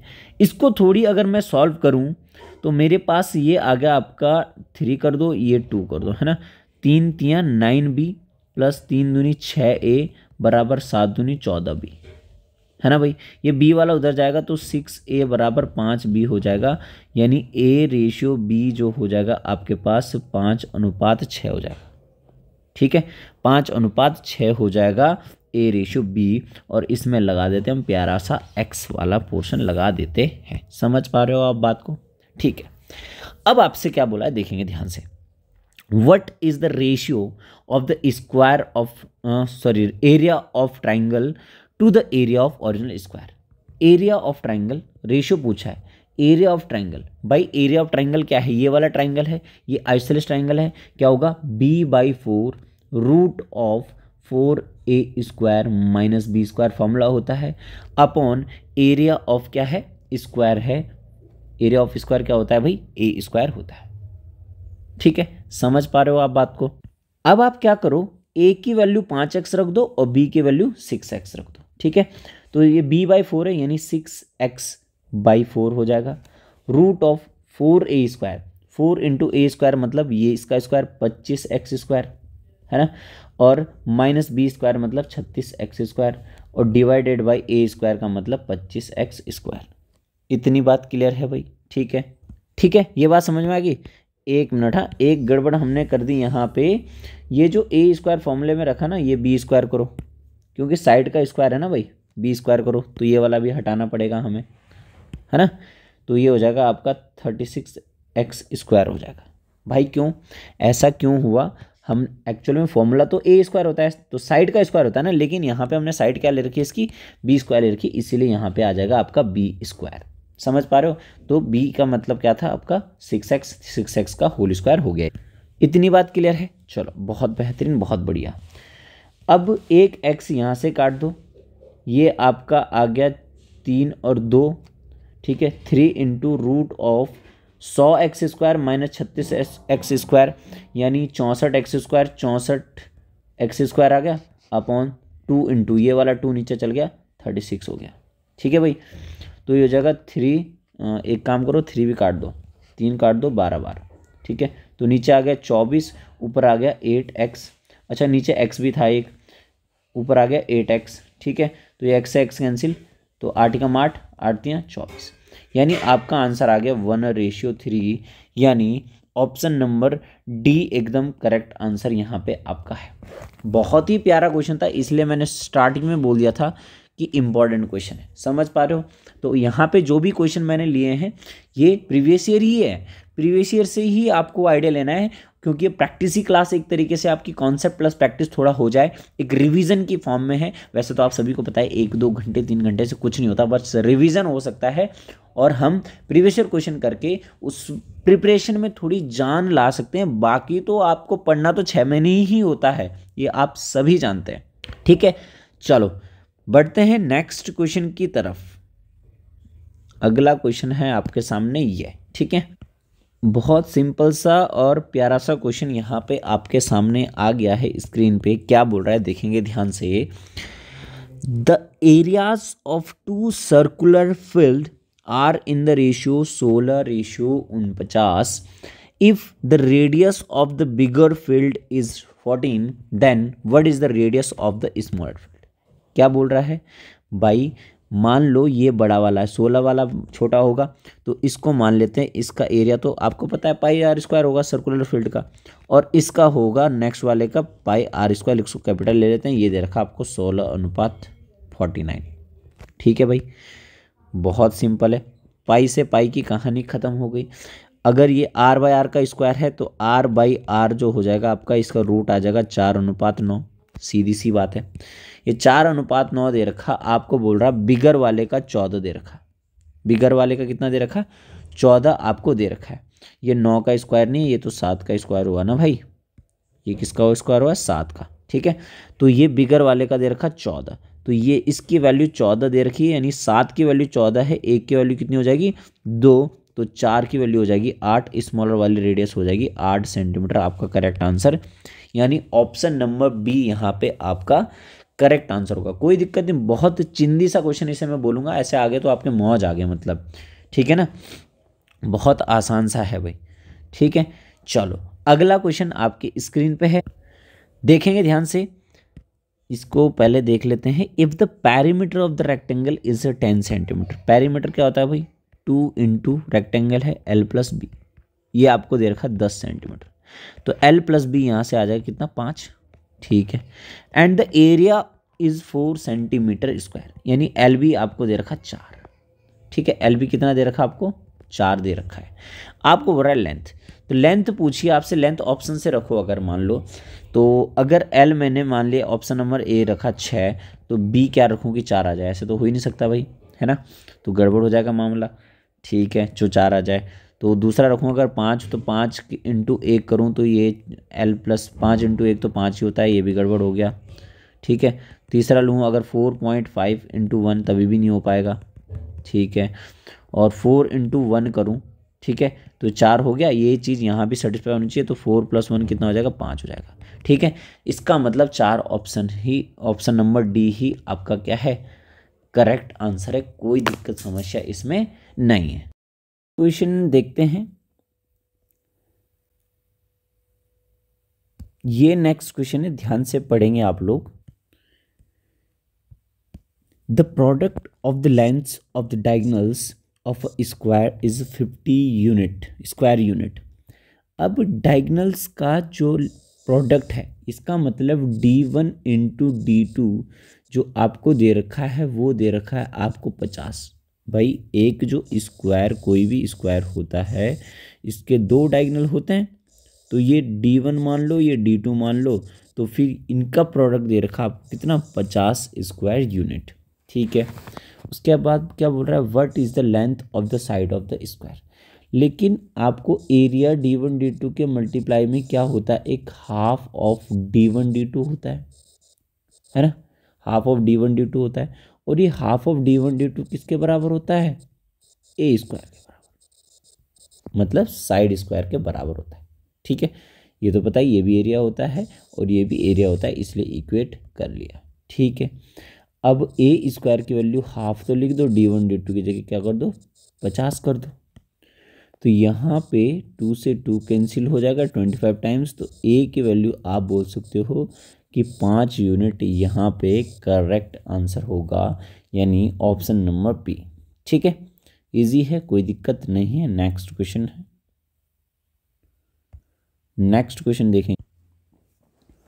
If the length of a side of a square is increase by x centimetre. भाई एक स्क्वायर है ना, स्क्वायर की लेंथ मान लो x है, तो ये बोल रहा है कि उसकी जो ये मैं मान रहा हूँ कि पहले स्क्वायर की साइड जो है x थी, ये 8 बढ़ गई है, तो अब हो जाएगी x + 8, है ना। अब simple, it's area increase by 120 centimetre, square centimetre. तो पहला एरिया था, पहले एरिया कितना होगा? साइड का स्क्वायर। अब एरिया कितना हो जाएगा भाई? x square + 120। सिंपल सी बात है। What is the length of the square? Square की लेंथ आपसे पूछिए भाई, ये साइड है और ये एरिया है, तो x + 8 का स्क्वायर भी एरिया होना चाहिए भाई, सीधी सी बात है। और एरिया दे निकाला है हमने x स्क्वायर + 120, तो बहुत सिंपल है। x स्क्वायर + 64 + 16x बराबर x स्क्वायर + 120 हो जाएगा। x स्क्वायर से x स्क्वायर कैंसिल, 16x की वैल्यू हो जाएगी 10 में से 4 गए 6, 11 में से 6 गए 5। ठीक है, तो ये हो जाएगा x की वैल्यू हो जाएगी 16 × 48, है ना। और कितने बचे आपके पास? 16 × 5 = 80 हो जाएगा, 8 बचे। तो ये आपके पास 3.5 यानी ऑप्शन नंबर बी एकदम करेक्ट आंसर है। ठीक है, तो 2D की इतनी प्रैक्टिस हमारे लिए इनफ है। तो और इसका वेटेज भी आपको पता ही है कि भाई 3 से 5 क्वेश्चन यहाँ से आने थे। ठीक, तो अब हम मेनली करेंगे 3D चैप्टर की थ्योरी, अच्छे से डिटेल में पढ़ेंगे क्योंकि थ्योरी बहुत इंपॉर्टेंट है 3D के चैप्टर की। और उसके बाद हम मूव ऑन करेंगे उसके प्रैक्टिस क्वेश्चंस के लिए। ठीक है, चलो ज़्यादा देरी नहीं करेंगे, समझेंगे 3D के चैप्टर्स का हम कॉन्सेप्ट समझेंगे कि क्या क्या चीज़ इसमें है। तो आप हेडिंग डाल लेंगे, क्या डालोगे आप हेडिंग? मेंसुरेशन 3D, है ना, मेंसुरेशन 3D, या आप लिख low volume and surface area. ठीक है, और हिंदी में इसका नाम आप बोल सकते हो आयतन तथा पृष्ठीय क्षेत्रफल, आयतन तथा पृष्ठीय क्षेत्रफल। तो इसमें मेनली आपको पता करना है क्या चीज़ों का। आयतन का मतलब होता है कि कोई भी जो बर्तन है, जैसे बर्तन है, इसमें कितना लीटर पानी आ रहा है तो वो कितना स्पेस घेर रहा है। जैसे मान लो लीटर की बात करूँ तो लीटर एक वॉल्यूम की यूनिट है। लीटर क्या है? एक वॉल्यूम की यूनिट है। ठीक है, दूसरा पृष्ठीय क्षेत्रफल का मतलब है इसमें सरफेस कितना है। कोई भी बर्तन है, इसमें ये वाला सरफेस का कितना टच हो सकता है, वो वाला क्षेत्रफल आपका हो गया, उसी को हम सरफेस बोले। जैसे मान लो आप ज़मीन का टुकड़ा है तो यहाँ पे ये वाली चीज़ का एरिया होता है ना वो, लेकिन सरफेस का मतलब बर्तन यहाँ से मुड़ा हुआ है, कहीं से भी हो, जितना पार्ट उसका टच हो सकता है वो वाले को बोलते हैं सरफेस हम एरिया। ठीक है, ये तो सिंपल सी चीज़ है। अब इसमें हमें क्या ध्यान रखना है कि वॉल्यूम कभी भी हम किसी भी डायग्राम का निकाल रहे होंगे तो हम मेनली एक चीज़ याद रखेंगे, area of base into height. ठीक है, इसी पे बेस पे हम निकालेंगे किसी भी डायग्राम का वॉल्यूम। ठीक है, बात करें हम अगर सरफेस एरिया की, तो सरफेस एरिया होता है आपका area of walls. Surface area का मतलब एरिया ऑफ वॉल्स, जो मैंने अभी बोला कि जिस पार्ट को आप टच कर सकते हो वही आपका हो गया सरफेस एरिया। अब curve surface area, lateral surface area, ये सारी चीज़ें अभी धीरे धीरे पता चल जाएंगी। अब इसमें एक एक डायग्राम को, एक एक डायग्राम के हमें फॉर्मूले पढ़ के समझने हैं हल्के हल्के, ज़्यादा डिटेल में हम नहीं जाएंगे क्योंकि रिवीजन का टाइम है। तो देखेंगे सभी बच्चे ध्यान से। सबसे पहला जो डायग्राम है वो है आपका क्यूब। क्या है? क्यूब। इसे हिंदी में हम क्या बोलते हैं? इसे हिंदी में बोलते हैं हम घन। ठीक है भाई, कैसा ये होता है देखते हैं। ये आपका, ये इस टाइप का कुछ आपको डायग्राम देखने के लिए मिलेगा। ठीक है भाई, इस टाइप का डायग्राम आपको देखने के लिए मिलेगा। ये आपका क्यूब है। ठीक है, इस क्यूब में जो है आपके पास 6 सरफेस होते हैं, 6 आपके पास सरफेस होते हैं, आपके पास 8 कॉर्नर होते हैं। ठीक है, और 12 किनारे होते हैं। ठीक है, 12 क्या बोलेंगे आप इसे? एजेस। 12 एजेस इसे हम बोलेंगे। ठीक है भाई, तो सरफेस का मतलब ये एक सरफेस, ये एक सरफेस, ये एक सरफेस, 3 सरफेस तो दिख रहे हैं। 3 सरफेस दिखते नहीं है बैक साइड में क्योंकि 3D डायग्राम में आप सभी जानते हैं। ठीक है भाई, इतनी चीज़ें क्लियर है आपको? ठीक है, अब देखो आप यहाँ पे कॉर्नर, कॉर्नर का मतलब है ये वाला, ये वाला। तो 4 ऊपर दिखेंगे आपको, 4 नीचे दिखेंगे। एजेस का मतलब आपको हो गया ये एक है। ठीक है, ये 2 3 4 5 6 7 8 9 दिख रहे हैं। 3 पीछे की साइड हैं जो आपको दिख नहीं रहे हैं।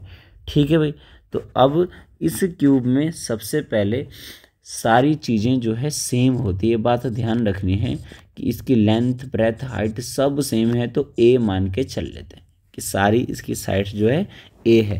तो सारी साइड जिसमें बराबर होती है और लेंथ, ब्रेथ, हाइट सेम होती है तो ऐसे डायग्राम को हम क्या बोलते हैं? क्यूब। ठीक है भाई, अब इसके जो सरफेस में होता है, जो सरफेस इसका होता है, अब सरफेस भी एक किसकी तरह होगा, सरफेस एक किसकी तरह होगा, स्क्वायर इसका बेस है, ठीक है। सरफेस या बेस में आप बोलोगे कि स्क्वायर, तो 6 स्क्वायर को मिलके ये बना हुआ है बॉक्स टाइप का। तो सबसे पहले अगर बात करूं वॉल्यूम की, वॉल्यूम मैंने क्या बोला था आपको कि एरिया ऑफ बेस होता है इनटू हाइट होती है। तो एरिया ऑफ बेस मतलब स्क्वायर का एरिया ए स्क्वायर, और हाइट भी इसकी ए ही हमने बोली है, यानी वॉल्यूम होता है ए क्यूब। ये बात इजीली समझ में आ गई, याद भी हो गया होगा, area of base into height he formula आपको लगाना है, ठीक है। सरफेस एरिया की अगर मैं बात करूं, है ना, सरफेस एरिया की अगर मैं बात करूं तो सरफेस एरिया से पहले सबसे पहले लिटरल सरफेस एरिया करेंगे। लिटरल सरफेस एरिया में ऊपर और नीचे का ढक्कन काउंट नहीं होगा, तो भाई 4 स्क्वायर काउंट होंगे, तो 4a स्क्वायर आपका आंसर हो जाएगा। और टोटल सरफेस एरिया में 6 के 6 काम होंगे, यानी ऊपर का ढक्कन भी लग जाएगा, नीचे का ढक्कन भी लग जाएगा, तो ये हो जाएगा आपका 6a स्क्वायर।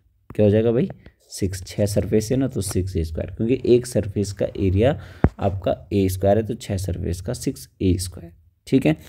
डिटेल के लिए आप प्लेलिस्ट में जाके वो क्लास दे सकते हो जो कंटिन्यूसली हमने चलाई थी, लाइव जो क्लास हुई थी, है ना, बोर्ड पे प्रॉपर तरीके से हुई थी, वहाँ पे डिटेल एक एक चीज़ करके प्रूव यहाँ पे वहाँ पे आपको मिल जाएगा। दूसरा आपको याद रखना है यहाँ पे डायगोनल, क्या याद रखना है, डायगोनल याद रखना है, वो होता है a√3, ठीक है। आप वहाँ जाके देख लो कि किस तरीके से डायगोनल को प्रूव किया हुआ है, ठीक है भाई। दूसरी चीज आप देखो, दूसरा जो डायग्राम आपका है वो है आपका क्यूबॉइड। क्या है भाई, क्यूबॉइड। क्यूबॉइड सेम होता है, बस इसकी लेंथ ब्रेथ हाइट अलग होती है, ठीक है। लेंथ ब्रेथ हाइट जो है इसकी क्या होती है भाई, अलग होती है, ठीक है। ये लेंथ हो गई, ये आपकी ब्रेथ होगी, ये हाइट हो गई, ठीक है। तो इसमें भी 6 सरफेस और 8 कॉर्नर और 12 एजेस होते हैं, ये तो कोई दिक्कत की बात है नहीं इसमें।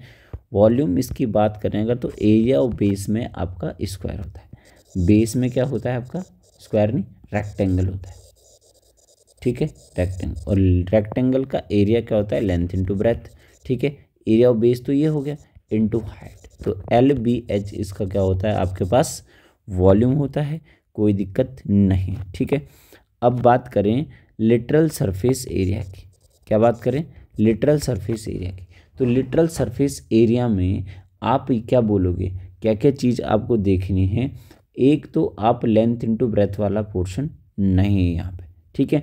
तो एक तो ये आपका हो गया कंडीशन की, ठीक है। तो इसमें क्या करोगे आप, एक तो हो गया लेंथ इंटू हाइट, लिख सकते हो आप लेंथ इंटू हाइट 2, ठीक है, ये वाला पोर्शन, और एक इसके बैक वाला पोर्शन, ये ऊपर वाला और नीचे वाला नहीं लेना, ठीक है। दूसरा ये B/H है ना, +2 इंटू B/H, तो आप बोल सकते हो 2LH + BH आपका लिटरल सरफेस एरिया होगा जब ऊपर और नीचे का ढक्कन ना हो, ठीक है। टोटल सरफेस एरिया की अगर मैं बात करूं तो 2LB + BH + LH करके यहाँ पे आपका टोटल सरफेस एरिया हो गया। और डायगोनल की अगर बात करूं, डायगोनल की अगर बात करूं तो √L² + B² + H² यहाँ पे होता है। तो बहुत आसान है, कोई बड़ी बात यहाँ पे नहीं बताई मैंने आपको, ठीक है, इजी है सब कुछ, कोई दिक्कत नहीं।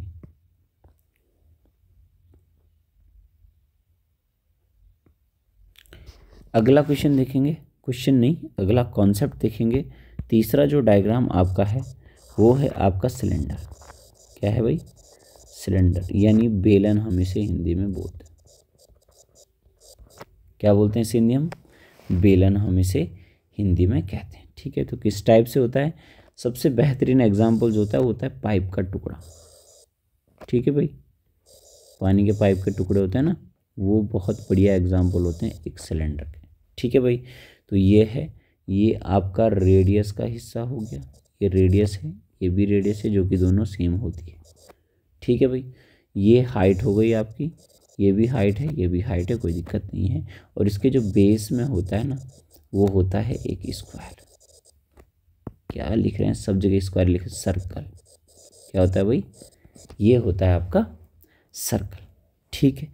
अब वॉल्यूम की बात करूं तो एरिया ऑफ बेस में क्या है, pi R square into H, तो आप बोलोगे वॉल्यूम हो गया पाई आर स्क्वायर एच।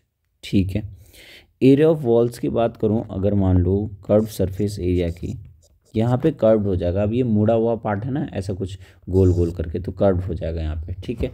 तो कर्व सरफेस एरिया जो हो जाएगा आपका, ये ऊपर का और नीचे का हिस्सा जो है खुला रहेगा, तो कर्व सरफेस एरिया होगा। तो कर्व सरफेस एरिया में area of walls, area of walls में यहाँ पेरीमीटर का यूज़ हो रखा है। ठीक है, ये पेरीमीटर पेरीमीटर पर बहुत सारी, अच्छा एक चूड़ी के ऊपर बहुत सारी चूड़ी रख लेंगे अगर, तो फिर वो सिलेंड्रिकल बेस पे एक डायग्राम बनाएंगी। तो भाई एक चूड़ी का एरिया के हिसाब से 2 पाई आर होता है ना, इंटू एच। समझ पा रहे हो आप बात को। तो भाई जो कर्व सरफेस एरिया हो गया वो हो गया 2 पाई आर एच। एच क्यों, क्योंकि हाइट में रख रहे हैं चूड़ियों को। समझ पा रहे हो आप बात को। ठीक है। टोटल सरफेस एरिया की मैं अगर बात करूं तो 2 पाई आर एच, यानी जो सी एस ए है उसी में आपका एक ढक्कन ऊपर लग जाएगा, एक नीचे हो जाएगा, तो 2 ढक्कन का मतलब 2 सर्कल का एरिया 2 पाई आर स्क्वायर। तो इसीलिए टी एस ए को लोग याद रखते हैं 2 पाई आर एच प्लस आर करके, इसे याद रख सकते हैं, कोई दिक्कत नहीं है, आसान है। ठीक है भाई। नेक्स्ट जो डायग्राम आपका है, नेक्स्ट डायग्राम है आपका कोन का। ठीक है। नंबर 4 कोन, कोन का मतलब हो गया शंकु। ठीक है भाई। तो कोन कुछ इस तरीके से होता है। सबसे बेहतरीन जो एग्जांपल है कोन का वो है मिट्टी का ढेर। ठीक है ना, मिट्टी का ढेर सबसे बेहतरीन एग्जांपल होता है। इसमें ये वाली आपकी जो है ये हाइट हो गई है, ये वाली जो है रेडियस हो गई है, और ये जो ऐसे में है आपके, ये स्लांट हाइट एल करके हो गई। क्या हो गई, एल हो गई। इसे बोलते हैं हम स्लांट हाइट, तिर्यक ऊंचाई। और ये हो गया आपकी हाइट, और ये हो गया आपकी रेडियस। ठीक है भाई, क्लियर है। तो वॉल्यूम की बात करूं तो आप याद करोगे यहाँ पे 1/3 पाई आर स्क्वायर एच। ठीक है। कर्व्ड सरफेस एरिया की बात करोगे तो आप करोगे पाई आर एल, और टोटल सरफेस एरिया की बात करोगे तो पाई आर एल के साथ एक ढक्कन लगा दोगे पाई आर स्क्वायर। इसको थोड़ी सॉल्व करोगे तो पाई आर कॉमन आ जाएगा, एल प्लस आर करके। एक यहाँ पे स्लांट हाइट आप निकालोगे। ठीक है, प्रूव करने की ज़रूरत है नहीं वैसे, यहाँ पे पाइथागोरस थ्योरम आप लगा दोगे इजीली, तो एल की वैल्यू आ जाएगी √(r² प्लस h²। ठीक है, सिंपल सी चीज़ है भाई। अगला जो डायग्राम है वो लिखोगे आप फ्रस्टम। क्या लिखोगे, फ्रस्टम। ठीक है, शंकु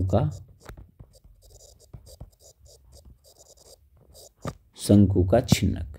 ठीक है भाई, कैसे होगा है ये, कुछ ऐसे होगा आपके पास,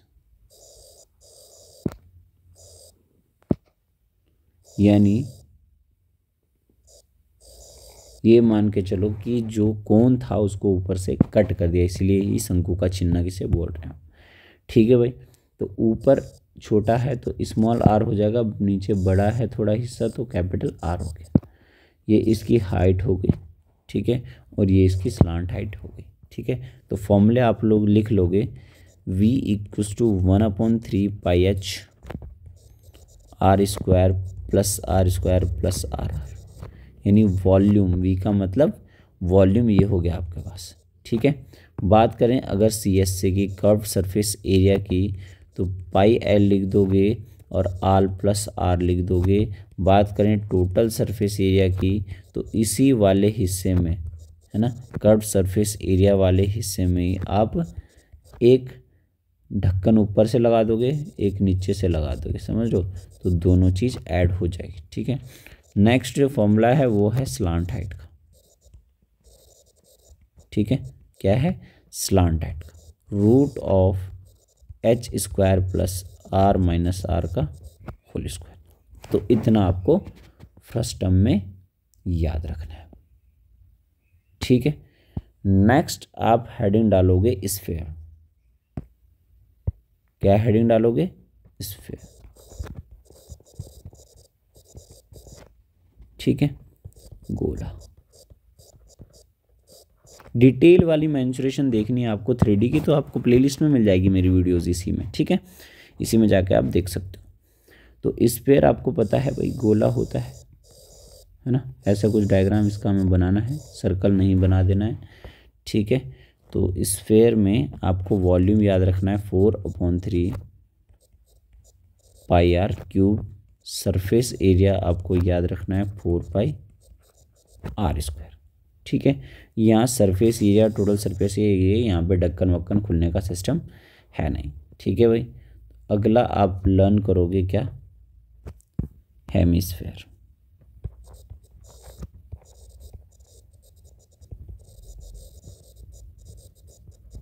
ठीक है, इससे बोलते हैं हम अर्धगोला। क्या बोलते हैं भाई इसे हम, अर्धगोला। इस तरीके का ये कुछ बनाना है आपको। ये यहाँ पे इसकी रेडियस हो गई, ये भी रेडियस के बराबर है, ठीक है, दोनों चीज़ रेडियस से सेम है, ठीक है। आपको पता है भाई गोले के तो सब जगह रेडियस सेम होती है, ठीक है। तो वॉल्यूम जो आपका स्फीयर का था उसी का हाफ है 2/3 pi R cube. Curved surface area, यहाँ पे ऊपर का हिस्सा ओपन हो सकता है तो आप लिखोगे 2πr², और टोटल सरफेस एरिया में 2πr² में एक ढक्कन लगेगा तो वो सर्कुलर ही होगा, तो आंसर हो जाएगा 3πr², ठीक है। आसान है, कोई दिक्कत नहीं। नेक्स्ट जो डायग्राम है वो लिखोगे आप प्रिज्म। क्या लिखोगे, प्रिज्म, को हिंदी में भी प्रिज्म ही कहते हैं, इसकी कोई दिक्कत है नहीं भाई, ठीक है। प्रिज्म में आप क्या सबसे मेन याद रखोगे कि इसमें 2 बेस होते हैं बस, ठीक है। डायग्राम में बेस में कुछ भी हो सकता है, जैसे मान लो एक डायग्राम मैं बनाऊं आपके लिए,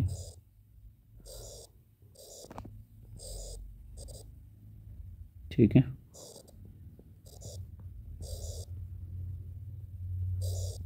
ये डायग्राम है, ठीक है। तो इसको इमेजिन करना है 3D डायग्राम है भाई, 3D डायग्राम है। तो वहाँ पे ये जो मतलब इस टाइप से एक और डायग्राम अगर मैं बनाऊँ आपके लिए,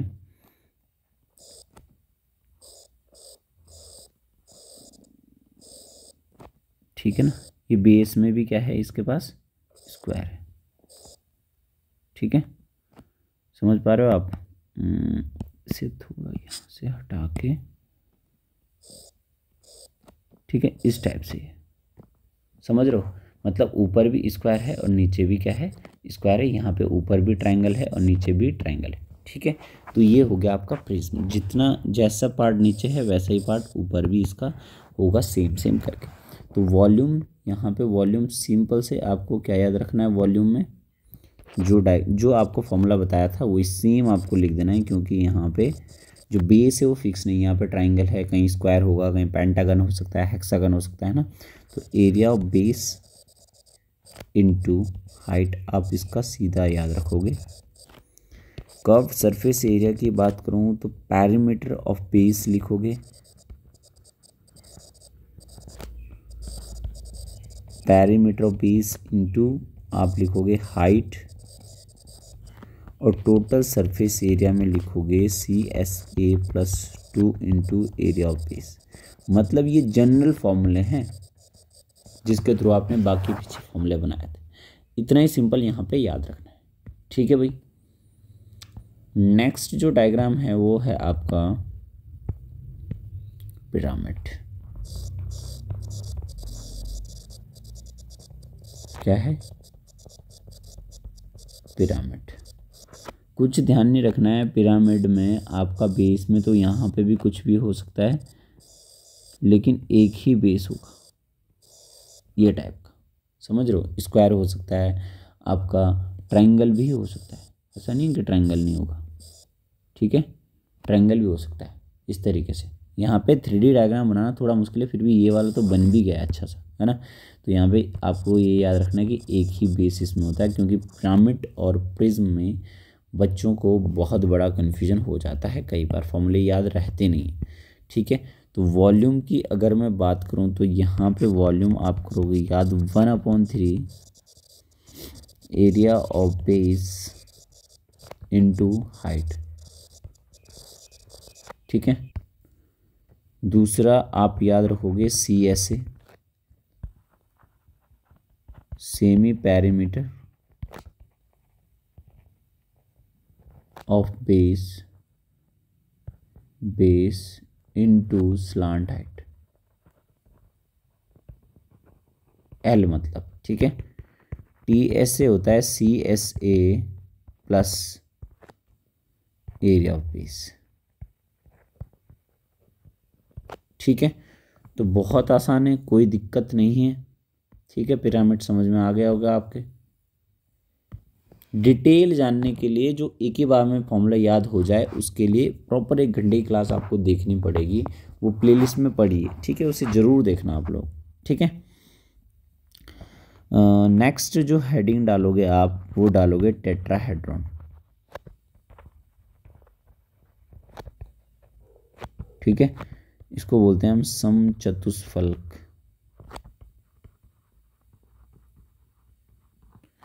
एक्चुअल में ये जो है इक्विलेटरल पिरामिड ही इसे बोल सकते हैं हम, इक्विलेटरल पिरामिड। ठीक है, अब आप समझ गए होंगे। तो इसका सिर्फ आपको वॉल्यूम डायरेक्टली याद रखना है, √2/12 इंटू A³ इतना आपको इसमें याद रखना है। और एक लास्ट जो डायग्राम है आपका, वो लिखना है आपको पैरेललोपाइप्ड। कुछ भी नहीं है ये थोड़ी आपका ये मान के चलो कि टेढ़े वाला हिसाब है इसका, क्यूबॉइड की तरह है। जैसे रेक्टेंगल से हम पैरेललोग्राम बना लेते हैं टेढ़ा करके, वैसे ही पैरेललोपाइप्ड बनता है आपका क्यूबॉइड को टेढ़ा करके। ठीक है, कुछ नहीं है, वॉल्यूम सेम वही है LBH जो आपका क्यूबॉइड का होता है, और सरफेस एरिया भी वही है 2LB + BH + H। तो ये थ्योरी का हिस्सा है आपका 3D वाले चैप्टर का। ठीक है, अब हम करेंगे इसके प्रैक्टिस क्वेश्चंस। ठीक है, तो ज़्यादा देरी नहीं करेंगे, स्टार्ट करते हैं 3D के क्वेश्चंस को। ध्यान से एक एक चीज़ आपको देखनी है ताकि एग्ज़ाम में आपको प्रॉब्लम ना हो। ठीक है, तो पहला क्वेश्चन आपकी स्क्रीन में यहाँ पे है, the base of pyramid. 1 minute, थोड़ा कलर हम कॉम्बिनेशन चेंज कर लेते हैं एक बार। क्या है, the base of pyramid is equilateral triangle. ठीक है, एक पिरामिड है जिसका बेस एक इक्विलेटरल ट्राइंगल है, of side 10√3 the total surface area of pyramid. जब भी कभी total surface area, curve surface area या फिर वॉल्यूम गिवन हो तो उसका फॉर्मूला लिख लो, है ना। टोटल सरफेस एरिया दे रखा आपको 270√3, है ना। ये क्वेश्चन बहुत इंपॉर्टेंट है, एकदम प्रैक्टिस क्वेश्चन, एकदम बेस से हम नहीं चल रहे हैं, एकदम ठीक ठाक लेवल के क्वेश्चन ले रहे हैं डायरेक्टली। ये उम्मीद करता हूँ कि आपने पढ़ा ही होगा। ये नहीं पढ़ा है तो आप 3D की जो क्लास प्लेलिस्ट में पड़ी हुई है वो ज़रूर देख लें आप, वहाँ पे बहुत सारी चीज़ें आपको मिल जाएंगी। ठीक है, अब TSA होता क्या है, CSA plus area of base होता है ना। Area of base equals to 270√3। समझ में आ रही है बात। अब देखो CSA क्या होता है। CSA जो होता है आपके पास, वो होता है आपका semi perimeter of base into L होता है। समझ में आ रही है बात। ठीक है, semi perimeter of base into L होता है। तो CSA निकालने के लिए यहाँ से CSA आ जाएगा आपका, CSA equals to 270 minus area of base हो जाएगा। अब बेस में क्या है, इक्विलेटरल ट्राइंगल है। इक्विलेटरल ट्राइंगल के एरिया का फॉर्मूला क्या होता है भाई, √3/4 A² होता है। ठीक है, तो √3/4 A² मतलब 10√3 इंटू 10√3, 2 बार हो जाएगा क्योंकि स्क्वायर है। ठीक है, यहाँ तक कोई दिक्कत नहीं है। आपके पास हो गया 270 माइनस 270, सॉरी ये √3 भी था भाई, 270। अच्छा ये 100 है, 10 मिला क्या है 100 है, तो ये 25 हो जाएगा और ये मिला के 3 हो जाएगा, 25 यहाँ 75, ये भी √3 था यहाँ पे 75√3। इसका मतलब ये हो जाएगा 195 √3। सी ऐसे आ गया आपका 195 √3, तो 195 √3 हो जाएगा आपका ये, ठीक है।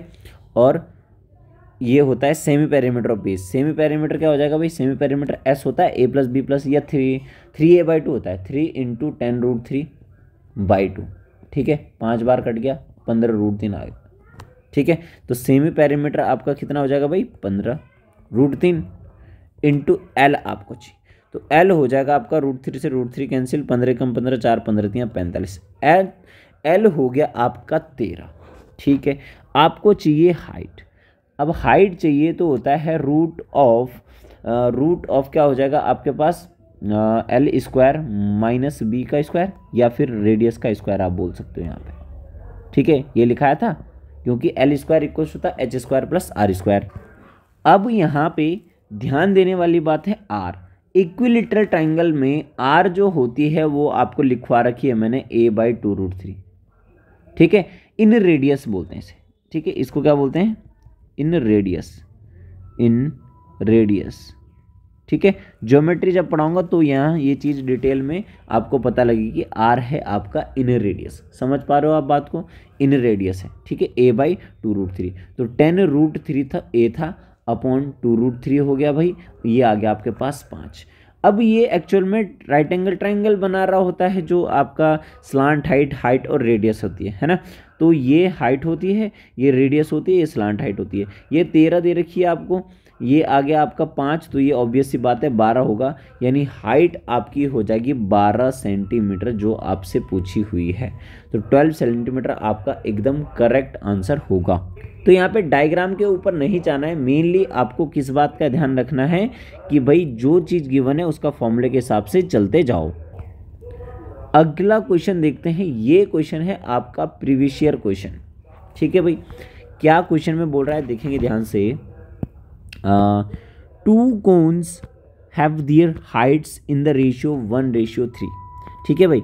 हाइट 1 और हाइट 2 आपको दे रखा 1:3। इसमें x रख देते हैं, कोई दिक्कत नहीं, ठीक है। रेडियाई भी दे रखी है R1:R2, कितना दे रखी 3:1। इसमें y मान लो आपको पूछ रहा है V1 V2। क्या पूछ रहा है V1 V2। भाई बहुत आसान है, अरे हो गया, मतलब समझो हो गया। देखो वॉल्यूम होता है आपका कोन्स का 1/3 πr²। अच्छा तो 1/3 पाई V1 में इसका स्क्वायर हो जाएगा, पहले R² हो जाएगा यानी 9y² हो जाएगा, है ना। H कितना है x है, ठीक है। 1/3 पाई यहाँ पे भी होगा, R² मतलब y का स्क्वायर इंटू H का मतलब 3x। क्लियर है इतनी सी बात, बहुत आसान है, सॉल्व हो गया समझो, ठीक है। ये 1/3 पाई खत्म, ठीक है। xy² खत्म, 9:3 आ रहा यानी 3:1 आपका करेक्ट आंसर, यानी ऑप्शन नंबर सी एकदम सही आंसर आपका होगा। बढ़ते हैं नेक्स्ट क्वेश्चन की तरफ। अगला क्वेश्चन है the cost of paint is 36.50 rupees per kg of paint cover 16 feet square, ठीक है। 1 kg पेंट जो है कवर करता है कितना 16 फीट स्क्वायर और उसका रेट जो है आपका 36.5 है। How much will it cost outside a cube 8 feet each side, ठीक है। तो भाई कोई भी अगर कहीं पेंट करना है तो वहाँ का एरिया जरूर चाहिए, है ना। तो कर्व सरफेस एरिया चाहिए होगा, या फिर सरफेस एरिया लिखेंगे, कर्व सरफेस एरिया नहीं लिखेंगे, सरफेस एरिया लिखेंगे। तो 6a² होता है भाई, यानी 6 × 8 का स्क्वायर यानी 64 × 6, ठीक है। 64 × 6, तो 6 चौको 24 और 6 छके 36, 36 और 2 38 फीट स्क्वायर है भाई, ठीक है। तो टोटल आपको कितना केजी पेंट लगेगा भाई, 1 kg का कितना है 16 फीट स्क्वायर है, ठीक है। तो कितना केजी लगना है ये देखना है हमें, ये समझना है। तो टोटल केजी जो लगेगा आपका वो हो जाएगा 384/16, 16 दूनी 32, 6 16 चौको 64 के 24 kg आपका क्या लग जाएगा पेंट यहाँ पे लग जाएगा। 1 kg का जो रेट है वो है 36.5, तो 24 kg का जो रेट हो जाएगा 36.5 इंटू 24। समझ पा रहे हो आप बात को? तो ये आपको मल्टीप्लाई कर देना है, आपका आंसर आ जाएगा। तो 24 पंजे 120 हो गया, एक के बाद पॉइंट लग गया, 12 कैरी हो गया आपके पास, 24 छके 144 और 12 156, ठीक है 156, 15 24 तियाँ 72, 72 और कितना था आपके पास 15, 72 और 15 82 और 5 87, 876 रुपये आपके इसमें खर्च होने वाले हैं। ठीक है, बढ़ते हैं अगले क्वेश्चन की तरफ। अगले क्वेश्चन में क्या दे रखा है ध्यान से देखेंगे। अगला क्वेश्चन है, क्या बोल रहा है देखेंगे ध्यान से। A right circular cylinder just enclosed sphere if P is the surface area. पहले ये डायग्राम बनाने की कोशिश कर लेते हैं। एक आपके पास क्या है, राइट सर्कुलर सिलेंडर है, ठीक है भाई। तो इसको हम कुछ ऐसा बनाते हैं जो स्फीयर यहाँ पे बढ़िया सा आ जाए, ठीक है। ये आपका मान लो राइट सर्कुलर सिलेंडर है, ठीक है। ये मान लो क्या है आपका राइट सर्कुलर सिलेंडर है और इसके अंदर स्फीयर है। ये इनक्लोज का मतलब सब जगह टच होना चाहिए ये, ठीक है। ये इसके अंदर स्फीयर हो गया, ठीक है, कोई दिक्कत इतनी नहीं है। If P is the surface area of the sphere, यानी 4 पाई आर स्क्वायर होता है भाई सरफेस एरिया स्फीयर का। ये P दे रखा आपको, ठीक है। सरफेस एरिया कितना दे रखा स्फीयर का, P, ठीक है। और क्या बोल रहा है, and Q is the curve surface area of cylinder. Curve surface area cylinder का क्या होता है 2 पाई आर एच, ठीक है। कितना दे रखा आपको, Q दे रखा है, ठीक है। यहाँ पे एक बात आप नोटिस करो कि ये पूरा अगर मिला दूँ तो ये 2r के बराबर रेडियस के बराबर हो गया और यही सिलेंडर की हाइट हो जाएगी। इतनी बात क्लियर है। और दोनों की जो रेडियस हो जाएगी ना, ये वाली रेडियस इसकी है, ये वाली रेडियस इसकी है या ये है, तो वो रेडियस दोनों की क्या है, सेम है, ठीक है। इतनी सी बात तो सिंपल सी याद रखनी। अब यहाँ पे अगर मैं वैल्यू रखना चाहूँ 2r की जगह मैं h रख दूँ अगर, या फिर 2 पाई रख दूँ, r रख दूँ, h की जगह क्या रख दूँ 2r रख दूँ, तो ये q के बराबर हो जाएगा। 2 2 जा 4 पाई है, r स्क्वायर बराबर q है। भाई p की वैल्यू भी सेम है, q की वैल्यू भी सेम है, तो मैं लिख सकता हूँ p इक्वल्स टू q हो जाएगा। बहुत सिंपल, यानी ऑप्शन नंबर ए एकदम करेक्ट आंसर होगा, ठीक है भाई। बढ़ते हैं नेक्स्ट क्वेश्चन की तरफ, देखेंगे ध्यान से। A hollow iron pipe, a hollow iron pipe is 21 centimetre, ठीक है, long and external diameter is 8 centimetre, ठीक है। If the thickness of pipe is 1 centimetre, pipe की जो चौड़ाई है ना, चौड़ाई इन द सेंस मोटाई जैसे बोल सकते हैं हम, thickness, and iron weight is 8 gram per centimetre cube, then find the weight of the pipe. अब किसी चीज़ का अगर वेट आपको निकालना है तो वो होता है वॉल्यूम इनटू डेंसिटी। भाई वॉल्यूम से काम चलता नहीं है, डेंसिटी कितना वो डेंसर है, कितना अंदर उसी के मतलब कितना मेटल ठोस है, समझ पा रहे हो ना, कितना सॉलिड है, ये उसकी वेट पे डिपेंड करता है। अब हमें वॉल्यूम चाहिए और डेंसिटी चाहिए, सीधी सी बात है। अब सबसे पहले ये समझना है कि होलो आयरन होता क्या है। जैसे भाई ये है आपके पास, ये है आपके पास, ठीक है, समझ पा रहे हो ना आप बात को। ये चीज, ये होलो आयरन वाली कंडीशन है, ये हो गया, ठीक है भाई। अब होलो आयरन अगर पाइप है तो इस आयरन पाइप का आपको जो डायमीटर दे रखा, एक्सटर्नल डायमीटर दे रखा, वो दे रखा 8। कितना दे रखा, 8 दे रखा है, 8 सेंटीमीटर इसका एक्सटर्नल डायमीटर, ठीक है, समझ में आ रही बात। और थिकनेस जो ये वाली चीज़ है ना, ये थिकनेस, ये मोटाई जैसे बोल रहे हैं, ये वाली चीज़ है, ये 1 सेंटीमीटर है। अब अगर स्मॉल रेडियस, ये एक रेडियस ये होगी और एक रेडियस मैं बोल रहा हूँ, देखो ध्यान से, एक रेडियस ये होगी यहाँ तक और एक रेडियस पूरी जो ब्लू वाले में है ये इतनी, एक यहाँ तक होगी, समझ पा रहे हो, एक यहाँ तक पूरी होगी, समझ पा रहे हो आप बात को। तो भाई जो कैप स्मॉल आर है, इंटरनल रेडियस स्मॉल आर हो जाएगी, वो ये पूरा तो 8 है भाई, तो ये कंप्लीटली इतना 4 हो जाएगी, इतनी 4 हो जाएगी, तो कैपिटल R 4 होगी, तो स्मॉल r कितनी हो जाएगी भाई 3 हो जाएगी। अब वॉल्यूम जो है ये एक मेटल का होता है, सिर्फ मेटल का वॉल्यूम है। अब एक्चुअल में वॉल्यूम जो होता है वो होता है पाई आर स्क्वायर एच होता है ना, पाई आर स्क्वायर हो जाता है, रेडियस का स्क्वायर होता है।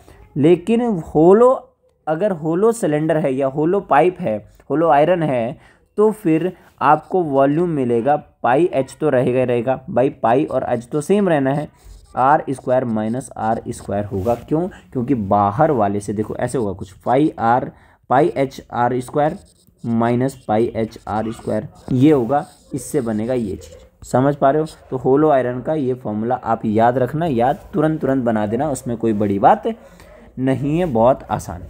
ठीक है भाई। तो वॉल्यूम यहाँ पे अगर मैं निकालूँ तो जगह पाई यानी 22/7, एच यानी ये देखो 21 आपको एच दे रखा, आर स्क्वायर मतलब 4 का स्क्वायर 16 माइनस 3 का स्क्वायर हो जाएगा 9। समझ पा रहे हो आप बात को? 7 × 21 22 × 66 इंटू 7, 7 × 42, 7 × 42 और 4 46 सेंटीमीटर क्यूब वॉल्यूम हो गया आपके पास। ठीक है, वॉल्यूम है ना, इसलिए सेंटीमीटर का क्यूब हो जाएगा। ठीक है, अब वेट इक्वल्स टू हो जाएगा वॉल्यूम यानी 462 इंटू डेंसिटी। भाई ये ग्राम पर सेंटीमीटर क्यूब क्या है, ये डेंसिटी है, वेट नहीं है ये। समझ पा रहे हो? आयरन वेट का मतलब ये डेंसिटी है। तो इंटू 8 कर देंगे, ये जगह 8 दूनी 16, 8 × 48 और 1 49, 4 8 × 32 और 4 36, इतना ग्राम हो गया। और अगर इसको बोले आप केजी में कन्वर्ट करोगे तो 1000 से आप डिवाइड कर दोगे तो 3.696 केजी आपका आंसर हो जाएगा। क्लियर है इतनी प्यारी सी बात?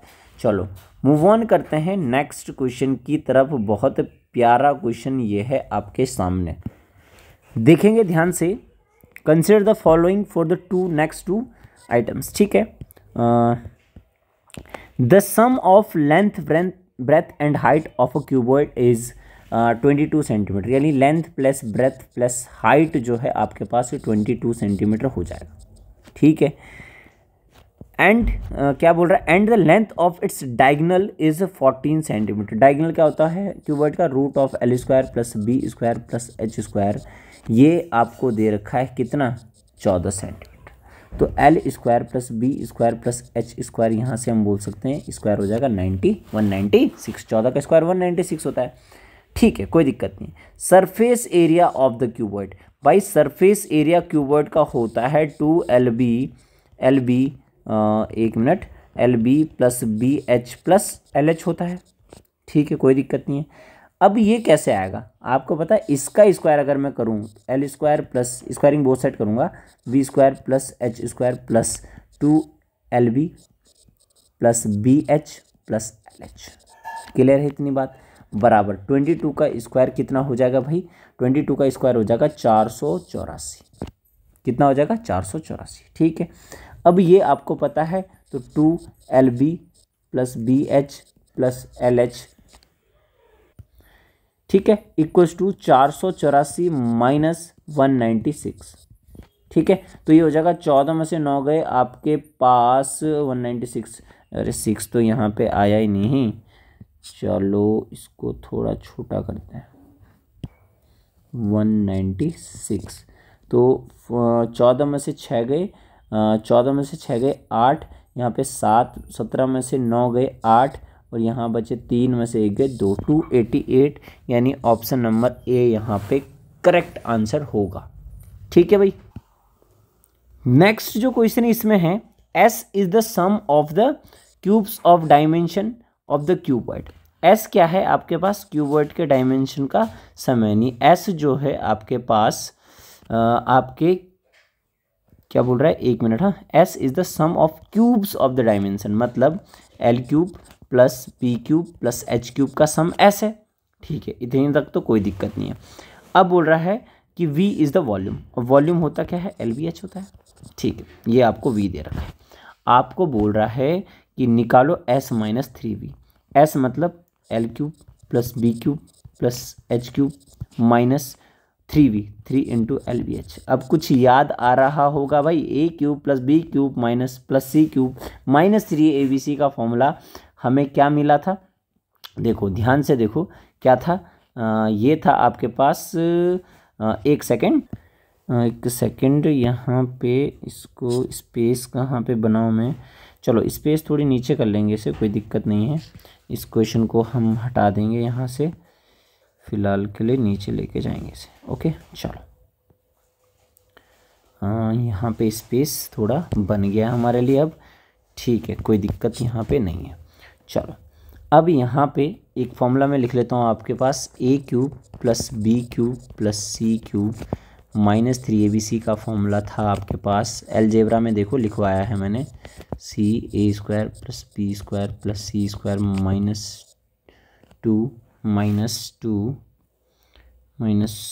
ए B plus B C plus C A. ठीक है भाई, ये होगा।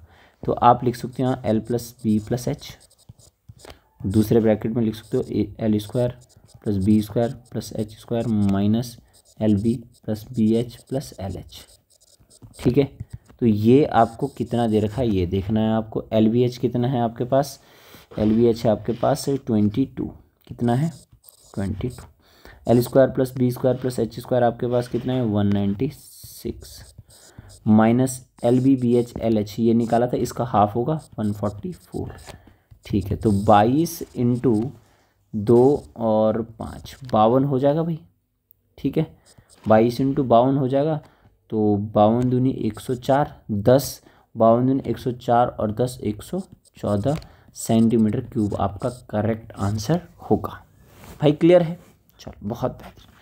एक आखिरी प्रश्न आप लोगों के लिए रीकास्ट वाला, जो कि इम्पॉर्टेंट रहता है। ठीक है, तो ये आपको करना है एक आखिरी प्रश्न, उसके बाद मिलेंगे नेक्स्ट क्लास में। ठीक है, देखेंगे ध्यान से लास्ट क्वेश्चन को। A solid metallic spherical of diameter 6 centimetre, यानी एक स्फेयर है। ठीक है, इसकी रेडियस कितनी हो जाएगी 3 सेंटीमीटर हो जाएगी।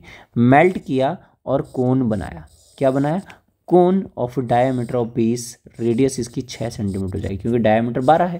ठीक, तो आप बोलोगे volume of sphere equals to volume of cone, ये होता है 4/3 पाई आर क्यूब, यानी 3 इंटू 3 इंटू 3, और ये होता है 1/3 पाई आर स्क्वायर एच, यानी 6 इंटू 6 इंटू एच। तो एच ही बतानी है आपको कोन की। ठीक है, ये इंग्लिश में मिसप्रिंट है, क्या लिखोगे आप? फाइंड हाइट ऑफ कोन, ये क्वेश्चन लिख दोगे आप। ठीक है, तो ये π/3 से π/3 कैंसिल, 3 दूनी 6, 3 दूनी 6, 4 से 4 कैंसिल, यानी h की वैल्यू कितनी आ गई आपके पास? बाकी सब कुछ कट गया है, सिर्फ 3 बचा है, तो 3 सेंटीमीटर आपका करेक्ट आंसर है। ठीक है, तो ये थी आपकी 3D की कहानी। ज़रूर आप इसका फीडबैक मुझे कमेंट बॉक्स में दोगे कि कैसी आपको क्लास लग रही है। ज़्यादा फोकस 3D में आपको फॉर्मूले को समझने में करना है। और ये रीकास्ट वाला अगर आपके पास कोई क्वेश्चन आता है तो वॉल्यूम उसका सेम होता है। जब एक चीज़ से दूसरी चीज़ बनाए जाते हैं तो वॉल्यूम वहाँ पे सेम होता है। ठीक है, बाकी मिलते हैं आपको नेक्स्ट सेशन में, तब तक के लिए बाय बाय, टेक केयर, जय भारत, जय हिंद, ऑल द बेस्ट।